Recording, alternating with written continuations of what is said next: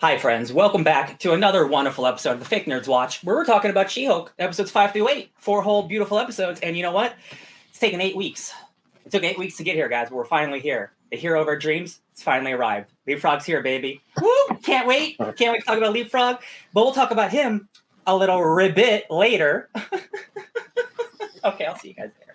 I'm Ryan, and I'm joined by my friend Sparkz here. Well, you just really had to rip it off with a Band-Aid, didn't you? Ribbit and Rip It, baby. And I'm also joined by Brandon, my favorite frog man.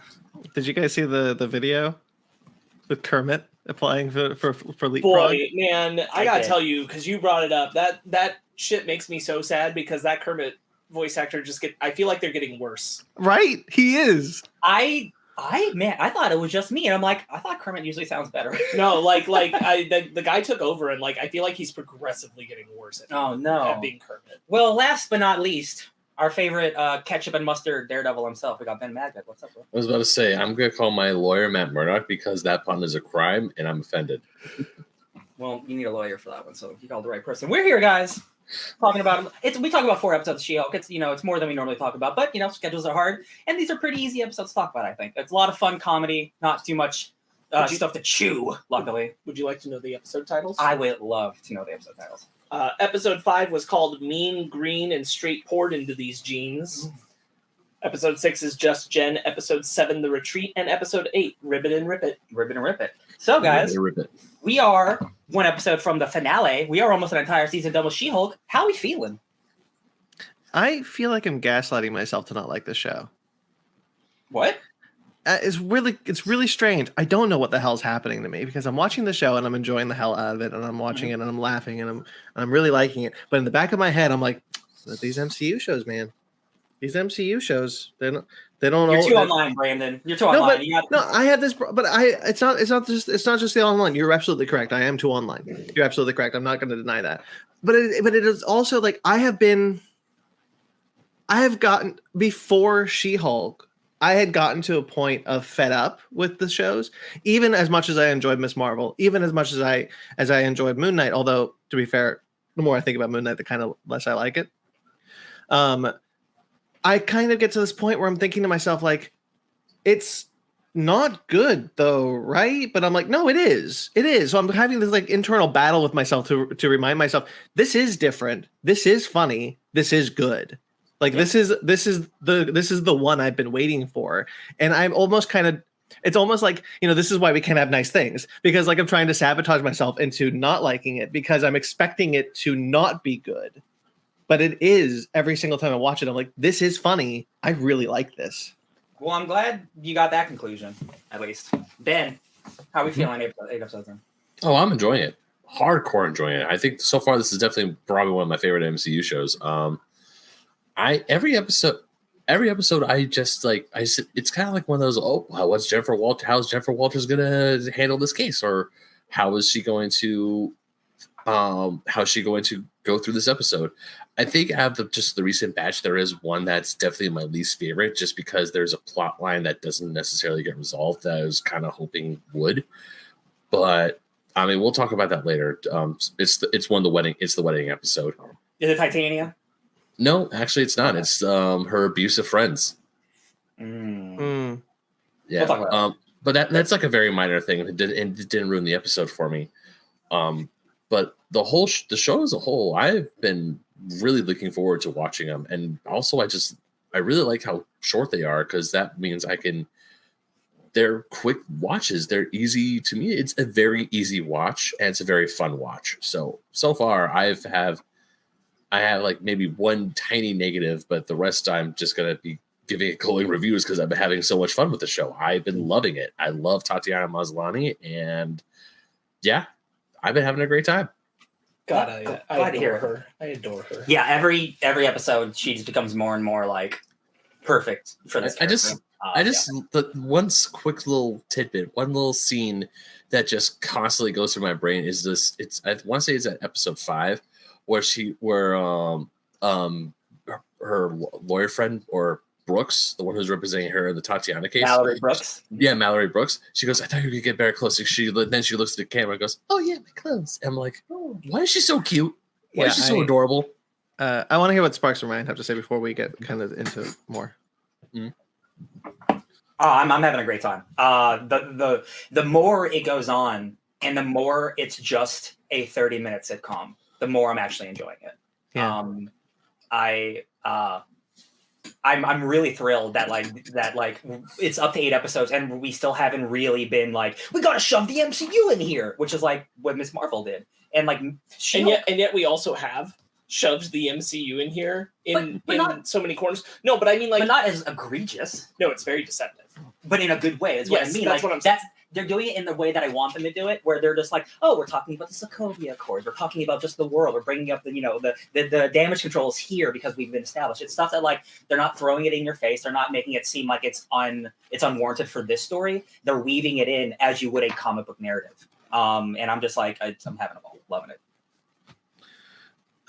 Sparkz, did you already say anything?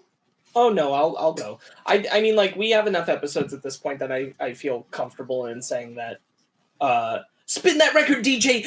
I think this is one of the best MCU shows on Disney Plus. Kind of. How many times have I said that? And then the finale happens. But I'm not worried about She-Hulk. I feel like mostly because like I don't feel like I have. It's going to be very easy for them to exceed my expectations for the finale. Yeah. So there's not really anything loftily that they're hanging on to where there's no expectations. There's no expectations I have that they could disappoint me on. So therefore, this finale is not going to. I don't see why this finale would fall flat. 100%. Almost every other show, the final, the pinup of that episode is like leading into finale with like the biggest stakes in the world or whatever. And this show's like, I don't know what the stakes for the next episode are. The stuff with damage control could be figured out in literally the first minute of the show, and that's resolved. We don't know. Truly, the only finale I think I've ever like fully come out of like I'm so satisfied. No notes was Loki. Yeah. And to be fair, even to that extent, Loki kind of cheats because Loki is not a true ending. Yeah. Loki is building into a season 2. And we'll talk about that could be what they're doing with this and another villain. But that's for episode 8. But what I will say is that I think that I feel very confident in saying that I think this is the first of the Disney Plus MCU shows that feels like it's doing what the shows are supposed to do, which is being additive to the world of the MCU, but not demanding that you bring the expectation of another MCU film to it. Yeah. And I feel like all the other shows, all of them, have failed in trying to grab that. Even Loki, to an extent, have fallen short by being so hamstrung to we must be event viewing in the MCU rather than just being appendices or ancillary material. And even as this being an introduction of a character, this has still found a way to be additive of introducing this character to the world rather than demanding that you expect the movie level origin of a character. And I think that has been the most effective thing about She-Hulk. And just to comment off what Brandon was saying earlier, in a vacuum, I think She-Hulk is, to my mind, the most successful of the MCU Disney Plus shows because of that. Yeah, I think you're absolutely correct. I think that kind of also, this is the kind of thing when they first announced these types of shows, the kind of thing I wanted them to do. And I we've talked a lot about how the direction of Phase 4 has been completely changed due to the pandemic. It was supposed to look different than it ended up looking. But I do regret that more shows didn't kind of take this route. I don't need all these shows to be a comedy where I don't need Oscar Isaac to look at the screen and break the fourth wall in every episode of Moon Knight. But I think that like the smaller stakes scale of a TV show would have benefited these shows more in a way. We talked about like how Miss Marvel, the main villain of Miss Marvel, should have been damage control. Moon Knight didn't need to end with a kaiju battle. These things didn't need to be so big that to remind you like, oh right, I'm just watching a 6-hour MCU movie. This feels like a sitcom set in the MCU, and it's exactly the kind of thing I wanted them to do from the start.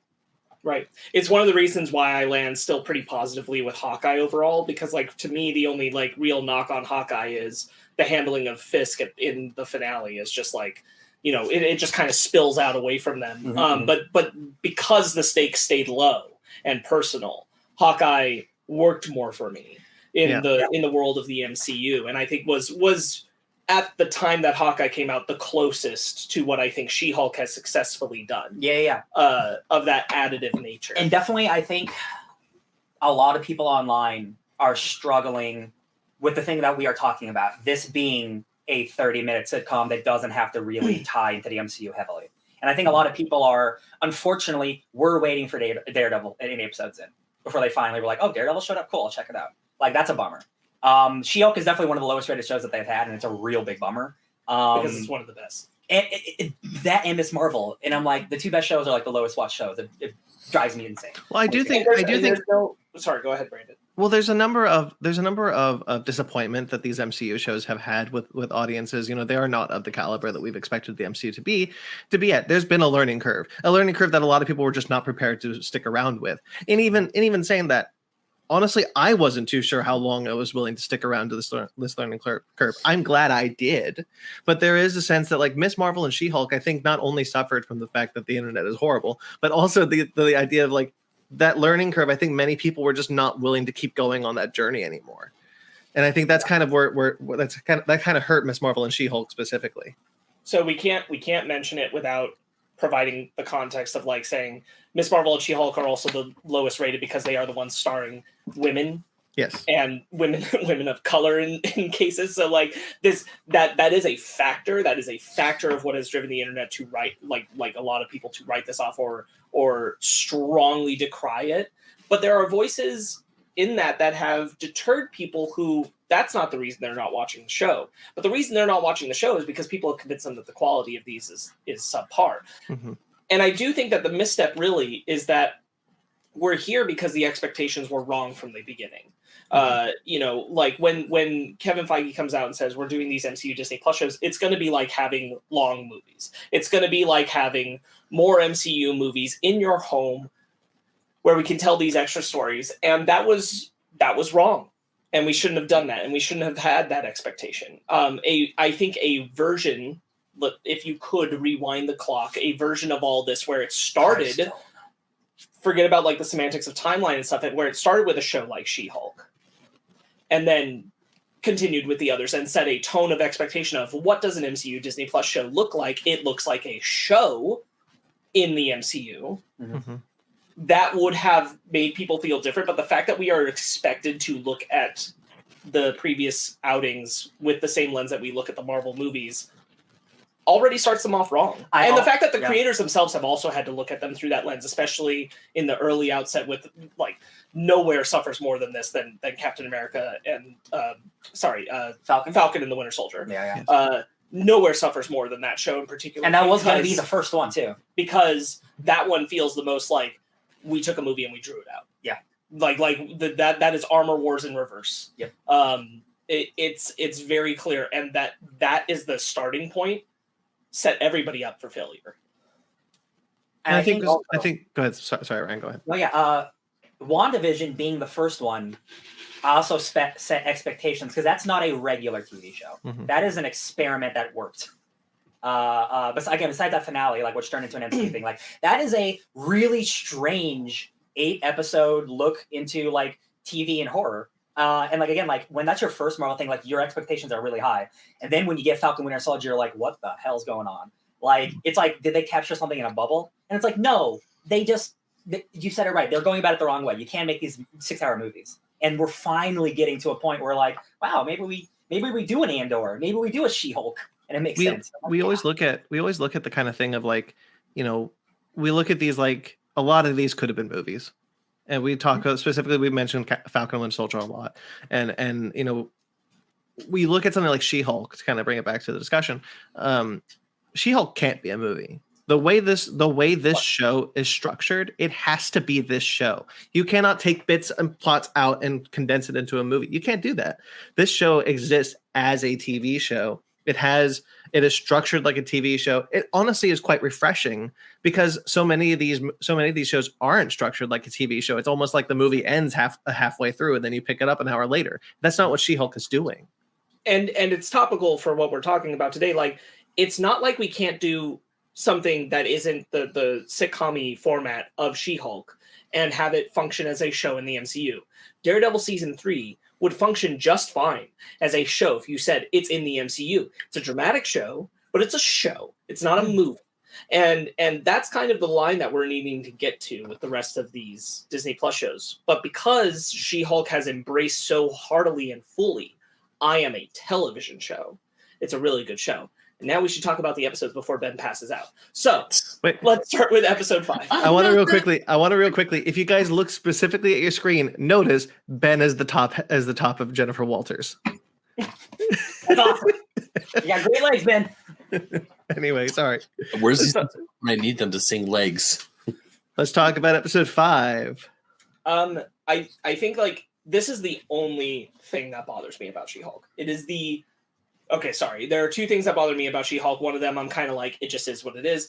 This one is narrative. And it's that the Titania rollout has been a problem. Yeah. And I guess it's just going to be a problem. And it's a big bummer because I'm a huge fan of Jamila Jamil. Yeah. I really like what she's been trying to do with the social media marketing.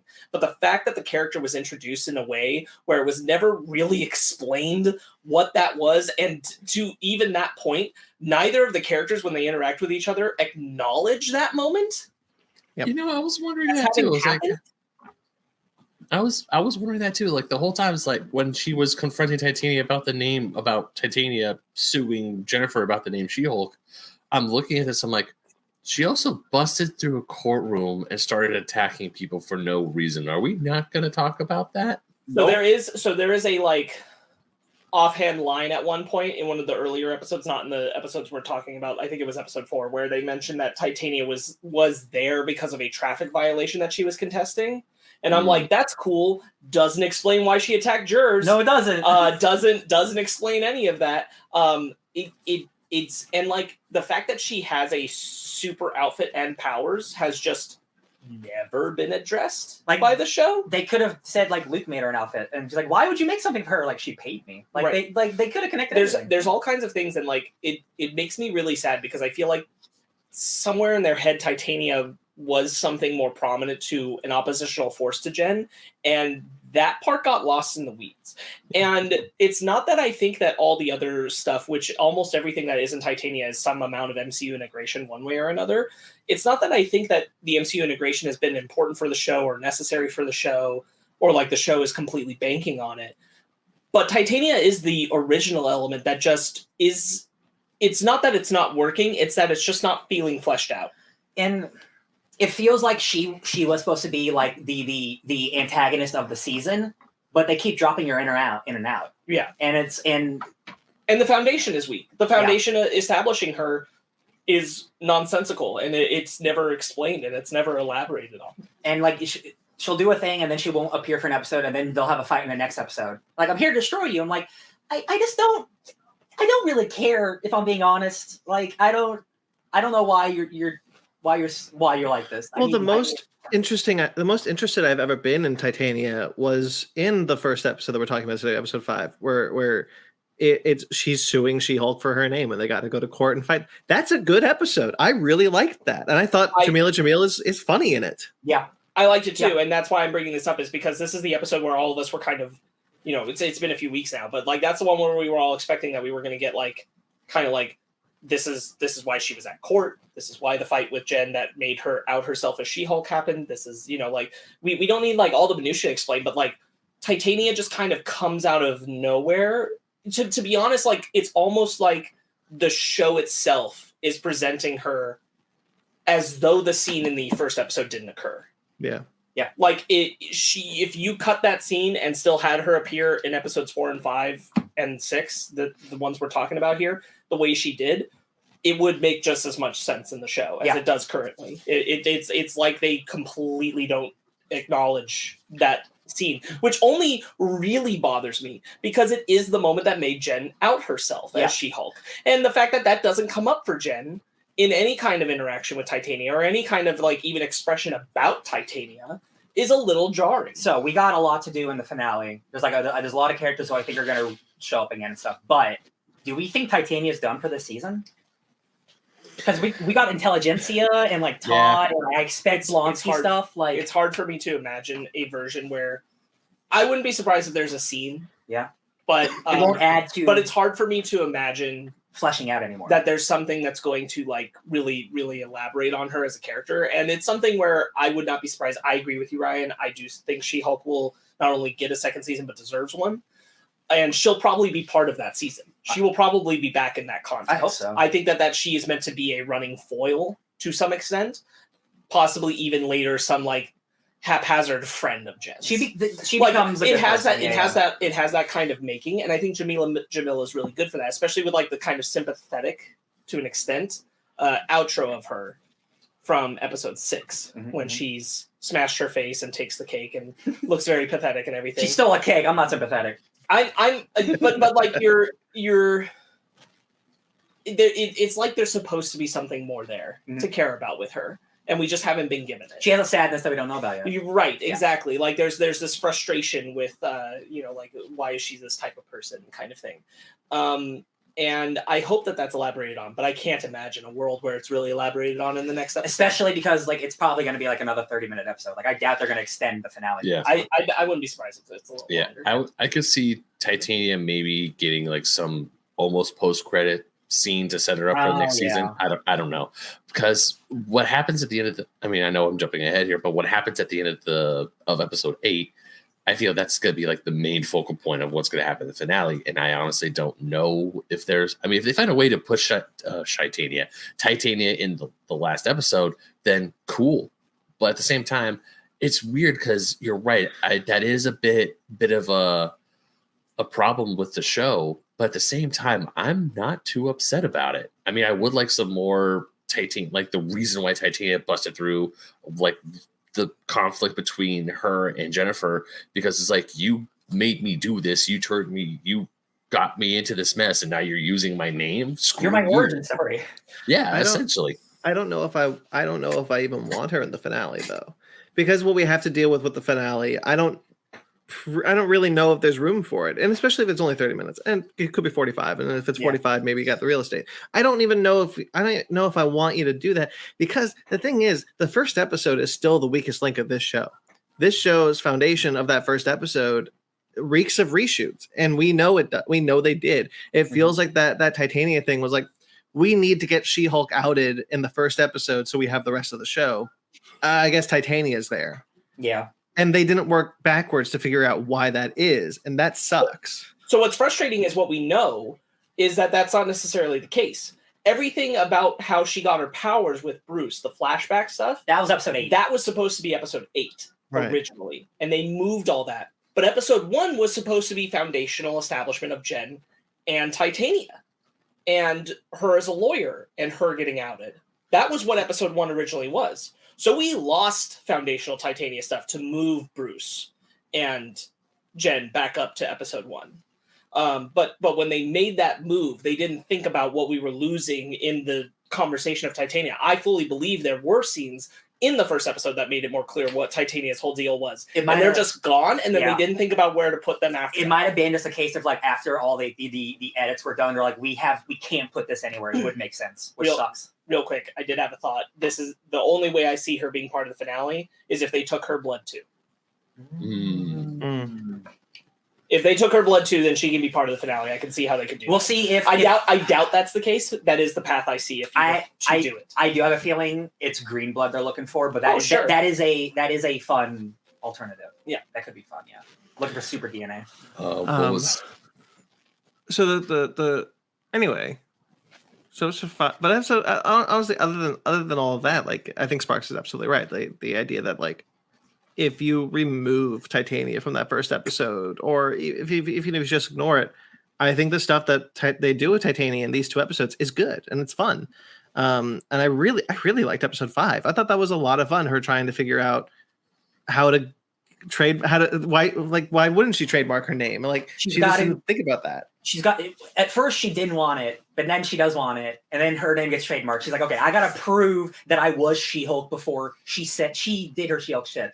So all the date stuff happened. It was a very, very smart, because the date stuff had happened in the episode before. It was a very smart use of bringing the Tinder profile thing back, making it really like actually matter in the context of what they were doing. And Tatiana Maslany and the writers to an extent as well are very good at giving her moments where real like we get into really serious emotion with her rather than only staying in sitcom land. Yeah. And I think one of them is the part where the lawyer is contesting because of the profile and having the guy up there saying like, I would only date She-Hulk, I wouldn't date Jen. Yeah. And having to sit on her CGI face, which worked still, as she's processing that information is the undercurrent of Jen not being good enough through this season has been really well executed. And,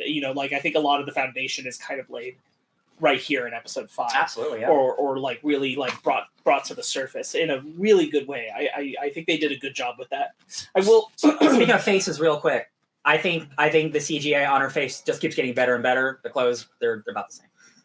Interesting. I think her acting is coming through more in the CGI face. I don't necessarily think anything about the CGI is getting better. Man, I do really appreciate. They got TV right in front of me. That looks good. That looks good. I mean, I've got a because I'm here at my parents' place. They've got a large like 90 whatever inch. They tell me it's 90. I honestly think it's like 75 or whatever. Doesn't matter. It's semantics at that point.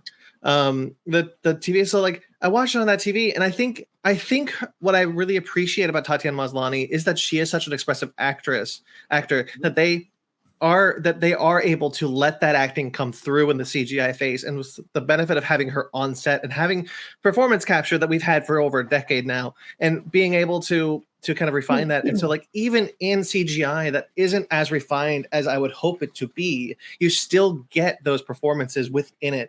And that's what I think is coming through with Tatiana Maslany's performance when she is She-Hulk. I don't think necessarily the CGI is getting better.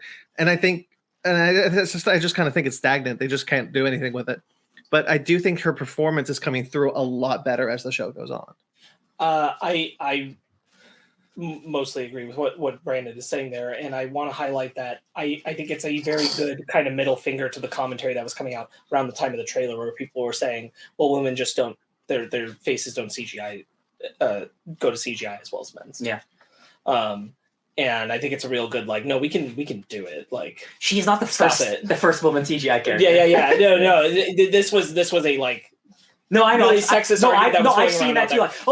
It's too clean. There's no hair. It's too hard to make it real. And I think the fact that I think this is a good place to mention it because we don't get the new clothes until the next episode of what we're talking about. But when she changes into the business suits that actually fit her, it looks better than the baggy business suit, but those suits still look super fake, and it's very jarring to me. I think you brought it up very well that there's a shininess to them. It's the material that they're having to work with that doesn't look real. That just doesn't look real. But when she's in a dress, like in the wedding, like the shiny or something dress, like that, it all looks great. Every time she's in something else that isn't the business suits, it really does look good. I don't know if it's called polyester or whatever it's called, but the material suits have that makes it look kind of shiny and weird. It's just not being replicated the same. But it does look significantly better now that it's not the baggy thing. Now that is still the CGI that I think is the weak part of the show. But honestly, if that's the weak part of the show, that's fine. Yeah. Episode 5 is where we meet Luke for the first time, right? Yes, but she doesn't get her clothes from him until the following episode. Right. I do want to just real quick to think I think what helps the CGI a lot. This is kind of my final point on the CGI is Maslany. I think because she is such an expressive actor, it doesn't matter if the CGI isn't as refined to me. I would have liked, because of what it represents about how the CGI artists are being abused in the industry and whatnot and all that, because of what represents, that is a bummer. But the fact that we're watching a TV show with an almost fully CGI main character and Maslany is so good in the performance that it doesn't hurt my enjoyment whenever she's She-Hulk at all. It's just it works in a way that I think a lesser actress might not have been able to do it. Like if it wasn't Maslany, I don't think I would be as forgiving of the CGI as I am, you know? No, I agree with you, Brandon. I think that her talent as an actor and her ability to, she has created a different identity. And like going from episode 1 to this point, like She-Hulk and Jen feel like different entities, not just because of the CGI appearance, but because of Maslany's performance. Like in the sense of like, she transforms how she performs is what I mean. Not like they're separate, like people, but she exudes is more able confidence. she's able to change how she speaks when she's supposed to be in that form. And how she speaks when she's mousy little Jen. She's really differentiated those and like boosted what the CGI is already doing. So much of the work visually. She has elevated the craft of creating these two separate characters. It's like if you shut your eyes and doing storytelling, you know when she's Jen and when she's She-Hulk. Yeah. You can hear the difference in how she's presenting herself. And I think that's extremely good. And I think you're very right that like her performance is elevating what the CGI is already doing the work of. Wow, 100%. I'll be right back. You guys keep going. Yeah. On the note of Titania, I do really like her in this episode. I do like a lot of the I like her outfits. I like the design of her. I like her makeup and everything. I like the snidey, pithy comments and trying to take Jen's alter ego name and use it to market just all kinds of merchandise. I think that's all very, very good. It is the thing that makes me kind of sad that like the episode 1 stuff isn't acknowledged well, because I really do like what Jamila Jamil is doing here, and I do like the inclusion of the character. I just want to have that nugget of like relevance a little bit more. 100%. I do have a feeling this will pretty quickly get picked up for a season 2, even if the numbers aren't where they want them to be. This is a show that like, yeah, man, you have seasons of the show. That makes sense. I have a feeling they know they got something special with her, and like they know they didn't utilize her well. So like Titania's definitely got to come back for sure. Just as you're talking about like them knowing what they have with the show, I'm really grateful. I feel like this is the most confident that Marvel Studios has been in a show behind the scenes before its release. Mm-hmm. I think that the fact that they were willing to know they were playing with the audience and play to the audience that they knew would like the show and play against the audience they knew already would write off the show was really bold. Yeah. I'm glad that they decided we know who we're making the show for and we know who we're not making the show for. And we're going to aim for that audience and we're going to not care about that other audience. Using real tweets about how like, the Hulk's a woman now, and putting that into the show. Really, like, that's really funny. That's really like, we don't care if you watch our show. We don't give a shit. We're going to make fun of you in our show. It does feel the most like of the MCU Disney Plus shows. It does feel the most like we're not trying to get the every person audience. Yeah, they're not trying to 4-quadrant it. No. We are speaking to the audience that wants to watch the show we are making, and not necessarily the audience that's going to have like we don't care. God, it's the dream. We're not trying to embrace you. Thank you, Disney. That's the thing that I really like about what She-Hulk kind of represents, the idea that like these shows specifically, and I've always kind of believed this, these shows specifically don't have to be for everyone. I think it's fine that the movies try to be 4-quadrant and whatnot. That's where they get a lot of their success, but I don't think the shows need to be. I think the mentality that the shows need to be required viewing for the MCU is kind of a mistake. I think that, and I talk about it, I bring this up all the time whenever I see a certain person online, which every single thing I see about this man, I see against my will. Where it's just like the idea like this, I am not watching She-Hulk to check off boxes. I'm not being like, this is MCU bingo that I'm trying to do. The same guy who's not watching Andor because there's not a cameo every week. Yep. Yeah. Yep. And so like 1 million followers, that guy. I know. And so like when you become to the point where I am only watching this thing to see other things that I know, to do that Leonardo DiCaprio meme where he's pointing at the screen from Once Upon a Time in Hollywood. Like when you're just doing that, you are no longer enjoying something. You are doing it. You're you're doing it wrong. You're watching things wrong. You're enjoying it for the wrong reasons. Because so much of it, unfortunately, like we are living in this is a much broader conversation topic, and I'm only going to touch on it briefly, but we are living on like the very fast and very quickly moving field of social media interaction, and the generations that have come up with it, the generations that have come up with consuming media and consuming media critique at the exact same time, on the exact same level. And so the people who are crafting that are looking at content to make content. It's nothing else in between. Mm-hmm. Yeah. IP content is for making my content so that I can have a discussion about it and keep my follower base, because that's the mainstream conversation. And when it becomes that, you're right. You're not enjoying the thing. And that's the whole reason why the Fake Nerd podcast doesn't care about how many people are listening. But we love it if you're here. But that's why we try not to pander to that crowd of we're just doing this because we have to. We're doing it because we want to. Yeah. Sometimes it was a little hard, like what if? But I mean, like otherwise, that one we won't make that mistake again. Look, What If was definitely one of those shows where it's like, hey, this is good. Okay. Whole season review. What if should have been a whole season discussion? Yeah. Listen, that's the future. Yeah. But you're right, Brandon. And I think that She-Hulk is very aware of who's consuming it, who their audience is, and even more so, I think, than Miss Marvel. I think even Miss Marvel, to an extent, was trying to catch everybody. Mm-hmm. And She-Hulk, I do not feel like is trying to catch everybody. I think She-Hulk is just trying to be a good She-Hulk show, and like it knows what it's speaking to, and it knows who it's trying to grab and make happy.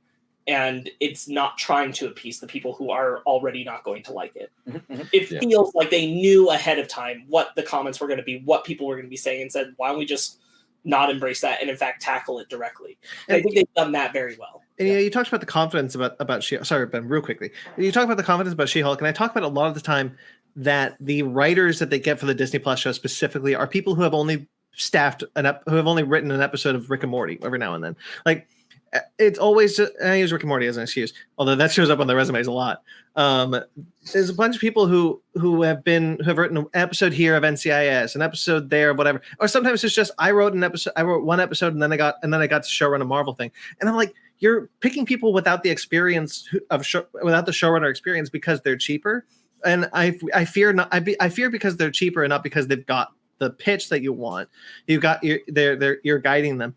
Jessica Gao has not been a showrunner. I want to be very clear. She has not been a showrunner before. However, she has a long IMDb page where she has worked on many TV shows. She has worked with some good TV shows, and she has learned. And that's the kind of person I want Marvel to look for. The people who have been on who have been on long-running TV shows, the people who have been on TV shows for many years, who have learned from showrunners, who have been in the industry for a long time, that are able to kind of come to a show like this and be like, now's my turn to show run, and I've got the confidence to do it. Right. Mm-hmm. I fully agree. I think that there's a fine line to walk between. I was just thinking, like, I do want to focus on She-Hulk, but that going forward, like, God, do I have so much confidence in Daredevil, because they said right out of the gate, Daredevil's an 18-episode season, and like the fact that will be a television show. They're going to make a television show. That's not an 18-episode movie. That's a television show. Longest movie ever made. But I do think that there's room for mini-series in the MCU, right? Mm-hmm. Not trying to be a movie. Secret Invasion. That feels to me kind of like a mini-series. Mm-hmm. Hopefully that's what it feels like when we Yeah. watch it. And I think that's fine. There's room for that. But this ambition of like chasing the movie thing, I'm kind of backtracking a bit. But the ambition of chasing the movie thing, and I think like She-Hulk, I really hope more than anything gives them the confidence that like we can just make television shows. We can just make television shows and get more people who are involved directly in television. Ben, you had something you wanted to say. Sorry. I was just gonna say that I love how the show just doesn't accept the trolls, but kind of messes with them at the same time.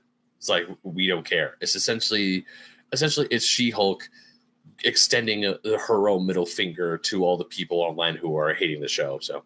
But going back onto the show, and one of the things I wanted to talk about is, especially, I love how they also do the B plots of the show. Like this one, I really enjoy the side characters like Pug and Nikki, who go out to get the superhero clothes, and they find Luke.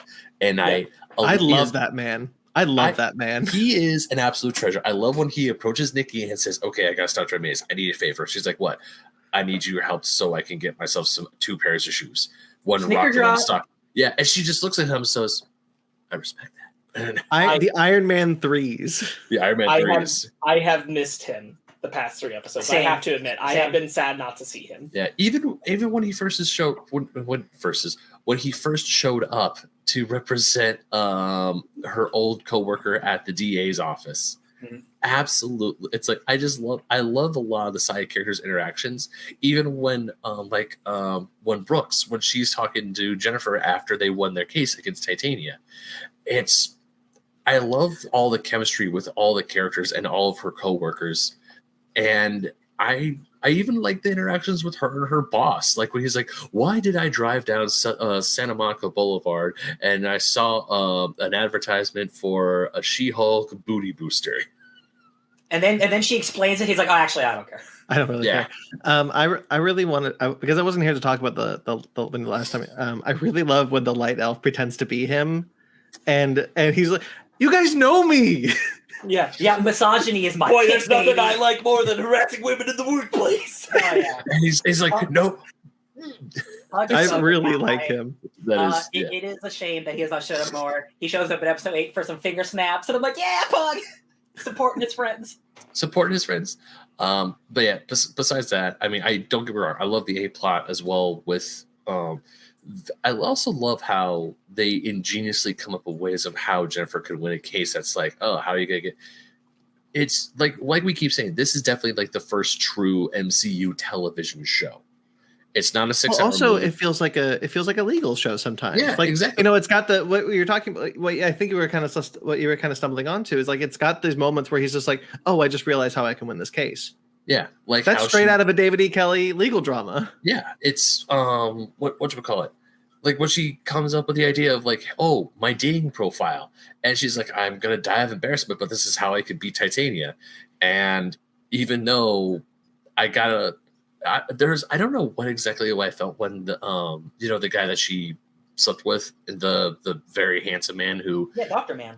yeah, where he straight up says is like, "Look, She-Hulk is my type, Jen is not. I'm sorry, I don't mean to be rude."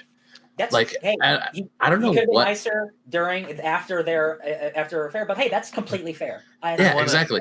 I mean, want to just want to quickly bring up, because Ben, you brought up the I love this. Can sound really strange. I love how horny this show is. Oh yeah. Oh no, the show's very horny. I'm all for it. It's fantastic to have like sexual tension in the MCU that we just haven't had since Paramount did the MCU. Yeah, I will definitely say. I mean, we're going to talk about Paramount. We're going to talk about it later. But yeah, this show is horny on main, and I'm all for it. But there was like when he's finally is honest in the courtroom. For some reason, I was like, "I'm sorry, Jen, that sucks." Yeah. But I don't. I mean, at least that the Doctor Man was like the most. I don't know if respectable is the right word, but he does say his true feelings. He's like, "Look, I'm into She-Hulk. I'm not into Jen. I apologize." And like the other, he could have said sorry and nicer when he left her that morning. Yes, yeah. But this is a nice indication of like, okay, he's not a total asshole. Yeah, Totally. exactly. There's some redemption for him, whereas the other two, especially Todd. Oh my God, the guy's like, I met She-Hulk. I don't like someone who's super like braggy. I'm pretty humble, and she was just talking about how much weight she lifted. I think especially coming from like episode 4, where we kind of talked about the Dr. Man, where it's like it felt like all of that wasn't supposed to be a put on, like the feminism thing and all that, like being pro-feminist and everything that he was doing. That was a really nice guy. I felt like that wasn't an act. Like that's who he was, but it did feel shitty about the way that he left. So like the follow-up of this episode, having him in the courtroom and being like, She-Hulk's like fantastic, amazing. It's just Jen's just not my type. Yeah. And that's so sad for hard. Jen. It's hard. Yeah. And I think the payoff on that we'll get to in episode 7 at the retreat is really good. 100%. Very, very good. But yeah, I really enjoyed it. I really liked episode 5. Episode 5 was hilarious. And also you get the tease. Yes, I can feel Brandon about to move us, so I do want to bring it up because Ben just brought it up. The Daredevil tease. I did not mind that Daredevil didn't show up until when he did. And I just kind of want to, like, I want to know where everyone's at. Like, when you saw the tease, were you expecting him the next episode? Were you expecting him the episode after? Were you frustrated? Did it bum you out? I think it's important to express, like, where we landed on that. Because for me, I was like, yes, I've been excited since the trailer. Since the announcement he was in the show, I've been excited for him to be in the show. I love Charlie Cox. I want to see more of him as Daredevil. Of course, I was excited for that. I wasn't disappointed when we got to the next episode. In fact, I really like the joke where it's like, yes, this is a wedding episode. Super inconvenient time in the season, isn't it? Yes. Yeah, because that's what weddings always are. And I really like that joke. And I really like that joke specifically kind of as a slight against the Daredevil tease. 100%. And I think that it's okay. And like the content is the episodes and the stories and the characters are still so good that in between it didn't bother me. I wasn't watching the show to get to Daredevil. I was watching the show to watch this show and enjoy the time with these characters. The fact that Daredevil was coming was just a dessert that I was very pleased to have when I finally got it. Yeah. But I wasn't demanding it or waiting for it. So I want to know how you guys felt from the tease and everything else. Okay, I'll go. Screw you. I watched this episode 3 days ago, so I knew he wasn't in the episode. I knew when he was going to show up because all the episodes had been out by the time I watched it. And Sure. So watching that, I kind of get where people were talking. I cannot speak onto my own thing because I knew he wasn't in it. But like I kind of get where people was coming from being upset by that. But also like Sparkz said, I wasn't watching the show for Daredevil. I was watching the show for She-Hulk, and I really appreciate where he comes in at the season, and I think thematically it makes a lot of sense. Yes, I agree. I think if he would have came in at a different time, it wouldn't have felt as natural. Like the way he comes in feels so good, and it's like oh my god, he's doing lawyer shit, of course. At the beginning of the episode, I'm like, cool, this is the episode, the next episode after the tease. Like, cool, Daredevil's showing up this episode, and then Jen immediately goes, wedding episode, no Daredevil. I'm like, not even mad. Don't even care. Don't even care, because like this is a comedy show, and she just made fun that I was expecting Daredevil. I'm like, of course I was expecting Daredevil. You did this to me. Of course, I'm not mad, Jen. Let's go to this wedding, baby. Oh, wasn't mad at all. Wasn't even Jen. mad. You're too cute. Don't even care. Ben. No, the tease was just like, hey, guess who's back in the MCU, or not back in the MCU, but it's like, guess who's showing up eventually. Every time I see, I don't want to say every time, but I do feel that a lot of instances in my memory where I see a tease for a certain character or like a big character showing up, it's always like 2 or 3 episodes down the line. And when we got to the wedding episode or even the retreat episode, I was not upset. I mean, obviously we knew Daredevil was going to show up. That was a huge point in the trailers, like, look who's here. But I was totally fine with him waiting. I was like we said, I'm watching the show for She-Hulk. Daredevil is the dessert. I think Sparkz, you put it best when you said that. I was not upset. To me, I was like, ooh, cool, helmet. And like, ooh, cool, this is where he got the new suit from. Really, just the tease was like, I know who made his new suit. That is it. That's all. That's the only thing I took from this episode or from that tease. And I was not expecting Daredevil in the next episode. I would say I was like, is he going to show up in the next episode? But then it's like, no, he's not. And you know what? I will be patient and wait, because this is a show about She-Hulk. This is not a show about Daredevil. I really wish that now thinking about it, I really wish that every episode ended with that same tease as a post-credit scene. So every episode was just...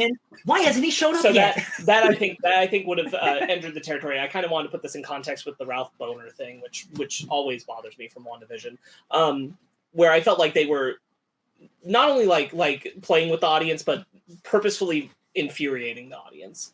And I think that something like what you just suggested, Brandon, which I know was a joke, but like that is like actively infuriating the audience. The single tease well before he shows up, I think is fine. I think it doesn't feel like a Ralph Boner thing. It feels like something of, it's like, he's coming, here's the connection. Here's how, like, what's going to be the connection from why he's going to show up. You kind of got that. So that's great. But it doesn't feel like it's trying to actively hurt anybody in the audience except the people who were only watching for Daredevil. Sure. Which is kind of like, yes, it is a middle finger to like, are you watching She-Hulk just for Daredevil? We'll get the F out of here. Wait until it drops. He'll show up eventually. We're not here for you who are just watching this for Daredevil, folks. We're here for the people who are watching this for She-Hulk. And that didn't feel as mean as like the Ralph Boner thing, which is why I kind of wanted to discuss it, because like there's a lot of discussion about like every time he didn't show up for the weeks after, a lot of people just being really upset that he still hasn't shown up. And I'm like, guys, what's the show called? Guys, Charlie Cox is in the MCU. We can be patient. We never thought this was going to happen. Like this show is not about him. Like it's fine. Like the second he showed up, showed up as Spider-Man, we knew Daredevil was going to come back in some capacity to the MCU. We knew. Yeah. So it's like chill. I agree with. I mean, thankfully, I haven't seen any of this like vitriol on Twitter or online about people being mad about where's Daredevil in my She-Hulk show. It's like the show's called She-Hulk. Chill the F out. He's gonna show up eventually. My point was I like the show poking at its audience, but I didn't feel like this was mean-spirited the way the Ralph Boner thing was, and I kind of wanted to know that you guys felt the same. Not at all. It was fun. The next episode, Just Jen. By the way, I really like the title cards. How the title cards change. The last one was She-Hulk by Titania. Yeah. Oh God, yeah, that was her just the way the show opens and is just I love it. I love how the show is just like, I'm going to do what I want. I don't care. By the way, I want 40 seasons of Tatiana Maslany being Jennifer Walters. I love her. She's so good in this role. She's so wonderful. I seriously would love an excuse for us all to watch Orphan Black because guys, it's like one of my favorite shows ever. So I would love for you to get on that Maslany train harder than ever. That reboot's coming, and that gives me an excuse to want. Yeah.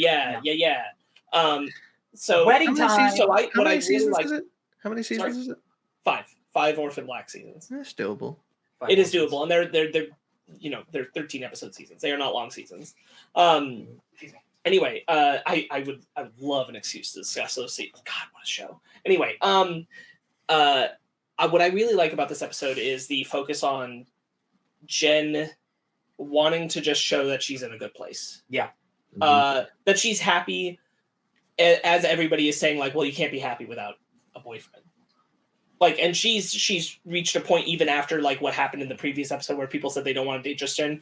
She's embracing She-Hulk and she's showing that she is fully happy and being kind of prodded away from feeling that because of people saying like, well, no, don't be She-Hulk here. And like, oh, I want to hear how you are. And she's like, I'm actually really great and all this kind of stuff. And it's like, no, I just want to hear if you have a guy. That's such a good moment. Yeah. Oh my God. Like, I don't care. Do you have like a boy, a guy? Because that's the only way where the bride in that case, Lulu, feels like she's succeeding over her. Another fantastic, not as memorable, obviously, as like a Donnie Blaze or a Madison, but like all these side characters, really funny, really loving all these. You know who I find more memorable than Donnie Blaze is his hype man, the old man who's oh Jake, you know Jake, yeah, I know Jake. Are you his hype man? Maybe. Yeah, that dude's great. Anyway, sorry. I thought Lulu was Bridezilla to the extreme when she's just like, Jen, the people keep quitting. Can you clean up for me? Yeah. It would be. She also does that to Josh, so it's not just she's only singling Jen because that would be absolutely worth it. She's also like, Josh, come inside and help. So like at least she's Bridezilla to everybody because otherwise it'd be like, why is everyone picking on Jen only? But it also feels like it is picking on Jen to an extent because she sees that she's having a good time with a guy and she's like, I'm going to ruin that. Yeah, good point. Yeah, and also not only that, like during the Mario Kart joke, because I was watching this with subtitles on. I don't know if you guys are, but as Jen is approaching the other bridesmaids, there's a subtitle that said they're talking like when all the bridesmaids are hushed up and talking to each other. It's like, oh, I make Jen do this stuff all the time. This is definitely a Jen job. Like when they give her the laundry to iron. That ironing duty, God. Ironing duty, yeah. So this is my only one complaint is that I felt like there was definitely a conflict there between Jen and Lulu. And there was something that I wish would some sort of thing resolved because Jen is that one bridesmaid who is getting the short end of the stick every single time. Mm-hmm. And the more I'm watching this episode, I'm just saying, because like, Jen, why are you still friends with this person? This person seems to just be walking all over you. Ben, importantly, she's not. The point that she says at the beginning of the episode is that they were family friends and they've lost touch. And so she's coming because she said, because Nikki asked her, she's like, why she asking you to be a bridesmaid, and she's like, I guess out of obligation. And you're going, yeah, I guess out of obligation. It's not a friendship. It is we knew each other way back when because of our families, and now I feel obligated because who says no to being a bridesmaid kind of thing. This is not someone that she hangs out in her regular life. This is not someone she's close to. So that, for me, like, the context of that relationship completely made sense and worked, because that's what it is. It's people who it's like, this is an obligational relationship, and it's treated that way too. Right. You're absolutely right. I don't think that what you're talking about. Like, I don't need She-Hulk to like smash her at the end of the episode, but like, it's kind of like when Lulu got smashed herself. Oh, it's kind of like when you get to the point where like you have to go to your. I haven't, if I haven't seen my cousin in like 40 years and I go to their wedding, it's like that. Like, I don't care. I go home at the end of the day and I don't have to deal with this anymore. Also, like, this is like a TV tropey thing that like happens, Ben. Also, like wedding, like people are mean to like their old friends. Like, this is something that happens all the time. So like, I didn't see this as a negative of the show. I just saw it as like a fun plot thing. Like, oh, Jen's getting picked on. Oh no, like I don't view it as like a negative. And then she can show, and then at the end she shows her worth by she becomes She-Hulk, and then Lulu is like, oh my god, She-Hulk, I love you. Yeah, your boobs are so big. She's drunk as hell, but. Because you guys are right, and I don't know. Just when I was watching this, I was like, I would have liked more, but really on the scale of how negative I was to that bit, it's very minuscule. I know you wanted them to throw down. Ben, you care about Jen. You care about Jen so much you don't want anyone to be mean to her. That's what it is, I think. Yeah, probably. And more crucially than anything, what it does is like it informs that Jen had no interest and left that social circle. Mm-hmm. That social circle was something she was a part of. She knew all of those bridesmaids. That was something that, like, again, out of family obligation, she was part of. That's why her brother's the DJ. Jed. Oh my god. What is it? What was his name? Because he uses Hulk. Inchattable Hulk. Inchattable Hulk. Yeah. That's so good. Boy. But it's showing who she is apart from them. That she, that's a social circle she grew away from and out of. And I thought those are mean girls. Yeah, they suck. They suck. You know who doesn't suck in this episode? Josh. Oh, Josh. Wow, did I immediately know something was wrong? I know, but I wanted to believe. I liked him so much. I've wanted so badly.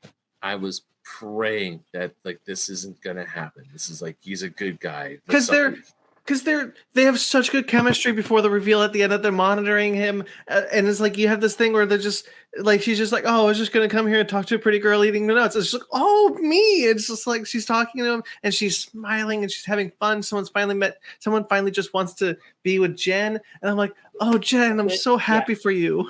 The bit where she's drunk and she's grabbing his tie and she's like, I'm really strong, and he's like, oh, I know. I'm like, this is cute. This is so cute. And there's such a beautiful moment where she's like, I wanted to come here and I wanted like She-Hulk's so amazing, and I want to show you my She-Hulk hair.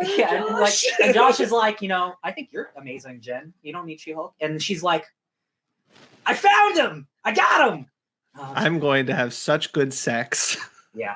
3 dates later, she's respectful. But I was just watching this and I was just, oh, Jen, you did it, you did. And then the end, I'm like, no, Josh.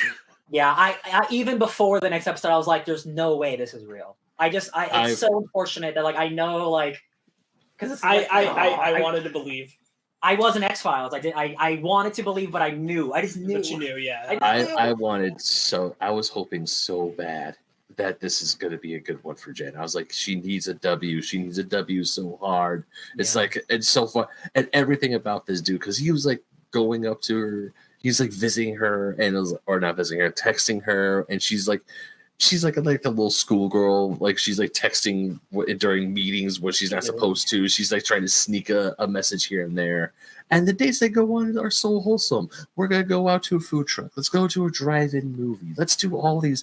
It's like, this is some wholesome date shit. And then the closer they get to kissing, and then she opens the door and he's gone. It's like, oh. The big red flag was he tried to give her a high five on the side. Yeah. He tried to shake her hand. There you go. Yeah.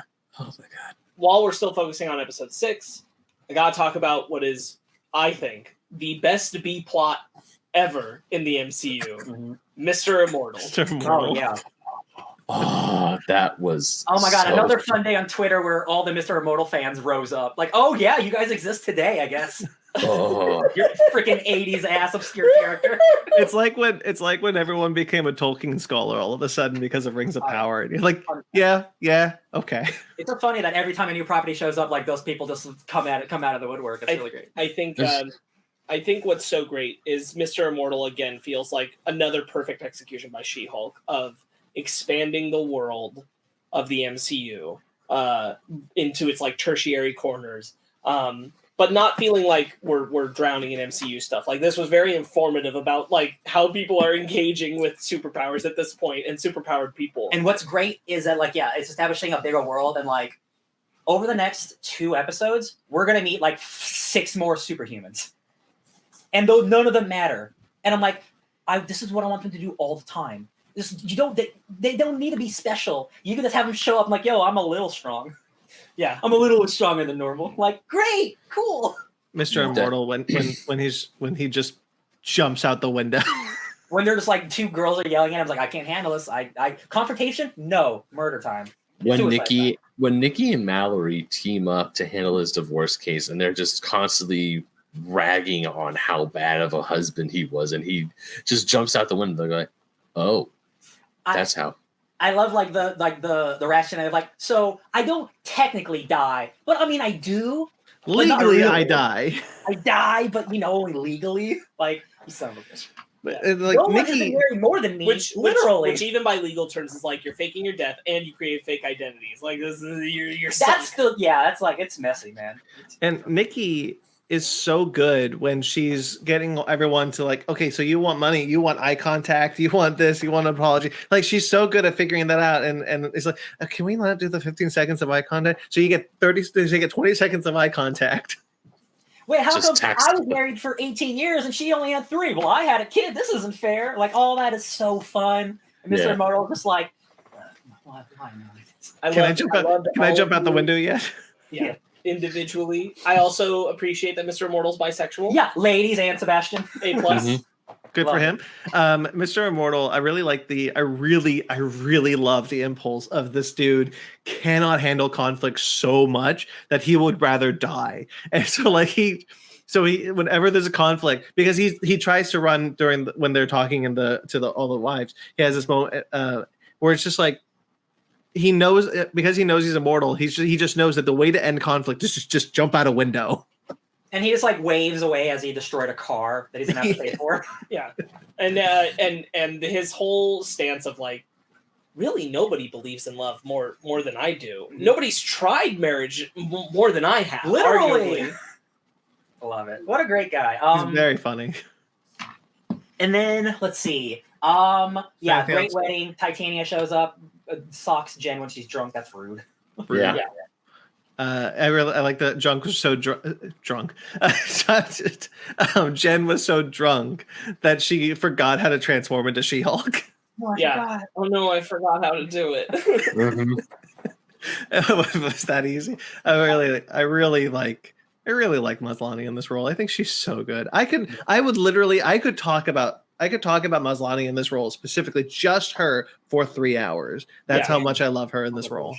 She's really good. It does sound like there's a show for him. It's called Orphan Black, where she plays many characters. Look, I'm thinking about it. Yeah. I'm going through Quantum Leap right now. Maybe after. Yeah. So She-Hulk, she hulks up, and then she's not drunk anymore, and she punches Titania, knocks her on her face, breaks her teeth. No, she slips. Oh, she slips on an ice cube. That's right. Dumb. Very important that's how it happens. She slips. She busts her veneers up, and then she's all like angry because people are taking photos. For your 12 followers. Love it, God. The enchantable Hulk. I really enjoyed the episode. Yeah. By the way, another thing about these shows, all these shows I love, is like when they're doing the end credits, and that they have the different sketches. Sure. How they have different sketches with the characters. Like in episode 5, you see Nikki and Pug getting the shoes. Mm-hmm. There's also a pair of Deadpool shoes if you look hard enough. Ben, we paused it. There's like a dozen. There's Cyclops, Doctor Doom, Namor. There's literally everybody. Magneto, Deadpool. There's everybody. Yeah. Spider-Man, Scarlet Spider. There's everything. I'm not saying that's a confirmation, but still, it's cool to see. Hey, It's- No, Sparkz. it's not. It's not, but it's fun. It's not. It's just fun. Yeah. Hey, Sparkz. A completely unrelated question, if I may. Do you have a subscription to BBC America? No, but let's talk after because we might be getting something that would give us access to it. Ooh. No, Okay. no. Anyway, I'm so sorry. Yeah. Is she British? No. Oh, thank God. I was like, she's too good. She's Canadian. Oh, good. Even better. Hell yeah. Take that. BBC America aired a lot of Canadian TV shows. Yeah. So Ready episode's great. Why don't we go hurting for a yurtin? Wait, real quickly. I really like going back to like the whole thing of like how this expands the MCU. I really like the idea of merchandise in the MCU, of just like real people. Avengers. The Avengers, like I mean, exactly the like bootleg merchandise, which is designed by someone I follow. I have a lot of her pins. She's wonderful. Ooh. Check them out. 100 Soft, I believe the account is called. That's money. This is just a cafe. I think I just said we're not cops in Mandarin. I think I was insulting them. Anyway, but I really like Mandarin. but I really like the idea of like merchandise, like Agents of Shield. The first episode of Agents of Shield has like action figures of like the Avengers. Yeah. I really like that idea of these kind of like high end collector merchandise now, like these high end shoes, one to wear, one to stock. Which what people do with Nikes, but like Iron Man 3s, Deadpools. Like I really like the that kind of thing a lot, and it really helps the MCU. Kind of what we talked about when Spider-Man Homecoming came out, what we keep kind of going back to sometimes, whereas like it helps the MCU feel like a living, breathing place. Right. And I think that almost that's no better scene than in the next episode. Hurting for a yurtin. The Retreat. The Retreat. Episode 7. Written by. This is my favorite episode, and then I saw who wrote it, and it was Zeb Wells, who was one of my favorite comic writers. I'm like, oh, that's why this episode rules, because it's written by someone who really knows character shit. I adore this episode. And like I love all the character work. I think it's such a good episode for Jen and her growth, and for Blonsky. And right off the bat, I don't think any of these guys are evil. I think that would ruin how good this episode is. I don't think any of them are tied to intelligentsia. I know there's a lot of people speculating this was all a ruse to screw over Jen. I don't think that's the case. I think this was a beautiful, wholesome episode. Yeah. And I can't wait to talk about Porcupine and Sacrosanct the Vampire Man. I think probably the closest that we could probably get to intelligentsia would be the Wrecking Crew guy. Yeah. Because but like it feels like that's in his past now. Like he came here after what happened with Jen. Yeah. So he's no longer. I will point out, and it did bother me a little in the hindsight of the episode, that you would think he would let her know someone was after her blood. Yeah, I actually didn't bother me. If he truly bonded with her, he'd be like, by the way, somebody's trying to get your blood. Maybe, yeah. You know, even if he doesn't know who, just being like, when we did that, we were tasked to get your blood. Yeah. And that's the only part where I'm like, Jen should, it wouldn't change anything. Jen just being aware, it already happened anyway. Yeah. But like giving Jen that information to know that someone's out there targeting her, it just kind of felt like I believe also that this is wholesome and real and really what is happening, and that this guy has put it behind him. But it is one of those things where I'm like, if he is connecting with her like that, why wouldn't he warn her? Sure. I get that. I'm with Sparkz on that one. I get that. I, as somebody who's just been playing a lot of Cyberpunk and I take on missions, like he is a good person, but like he took on a job, like if he is a good person, he might tell her, but like you take on a job, the information is not necessarily you do the job, and like that stuff is secondary, but like he has a different leaf. Maybe he would tell her, but like, but he does say he does say at the end of the confrontation with She-Hulk, "Did you get it?" And like, no, the skin was too hard. So like he knows that the reason why he did it was to get the blood, and it does. And I did it's the only thing I could even say I would be even in the realm of dislike, which is too strong of a word at this point to say about anything in the show. It's the only kind of thing where I kind of like I went out of the episode. I was like, wait, no, someone, Jen, ask him why he attacked you, or you tell her why you attacked it. Like it was the only kind of thing that coming out of the episode that the only thing that I had. But again, the show is really good. Yeah, and it's really hard to dislike anything that happens. Because really, also, like, just to your point, Ryan, it would have shut down any of that theorizing too. Mhm. To say that it would have been like, no, this was wholesome, and you know it is because he warned her. Yeah. And make it all sincere and real very clearly to its audience, rather than leaving it in that place of mystery. And I don't think that would have ruined anything. Yes, Jen would be aware that someone was targeting her, but again, like, we also find out that her blood was already taken. I was gonna say she knows people are already after her. She's been attacked. So like that would just confirm. Yeah, I know people are after me. She just doesn't know that someone wants her blood specifically. No. Yeah. Well, no, she doesn't. She doesn't know that was anything else than just an attack because they wanted to prove they were strong. They stabbed her with a needle. She doesn't know that. She didn't feel that. She didn't see the needle. That's because true. it just breaks. She doesn't see when someone tries to stab her? They stabbed her over on the back of her shoulder, and she okay. didn't see it. Okay. She has no idea someone's trying to take her blood. Okay. And that's the thing. That's why at the end of this episode, when I reveal, like, they've already got the blood. So in the episode, her blood's already taken. It doesn't matter anymore. So her finding out that this is something that's happening is. I do think it's very funny that we get the whole, like, we're going to make a bigger needle, a stronger needle. And then they still just took it from her when she was sleeping and didn't stronger needle. Big radioactive symbol. Yeah. I thought that was kind of funny. I really like it. I love Blonsky's commitment to his retreat. Yeah. Tim Roth is having a good old time. All the character stuff I love so much. I would watch 5 episodes of The Retreat.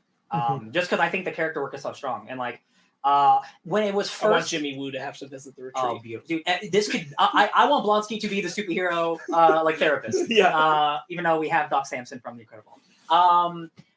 Do we? Hey, he could show up again. He could. He's in this show, so he's in this universe somewhere. He's married to Betty. He's married. Yeah, have them show up together. Oh, that'd be great.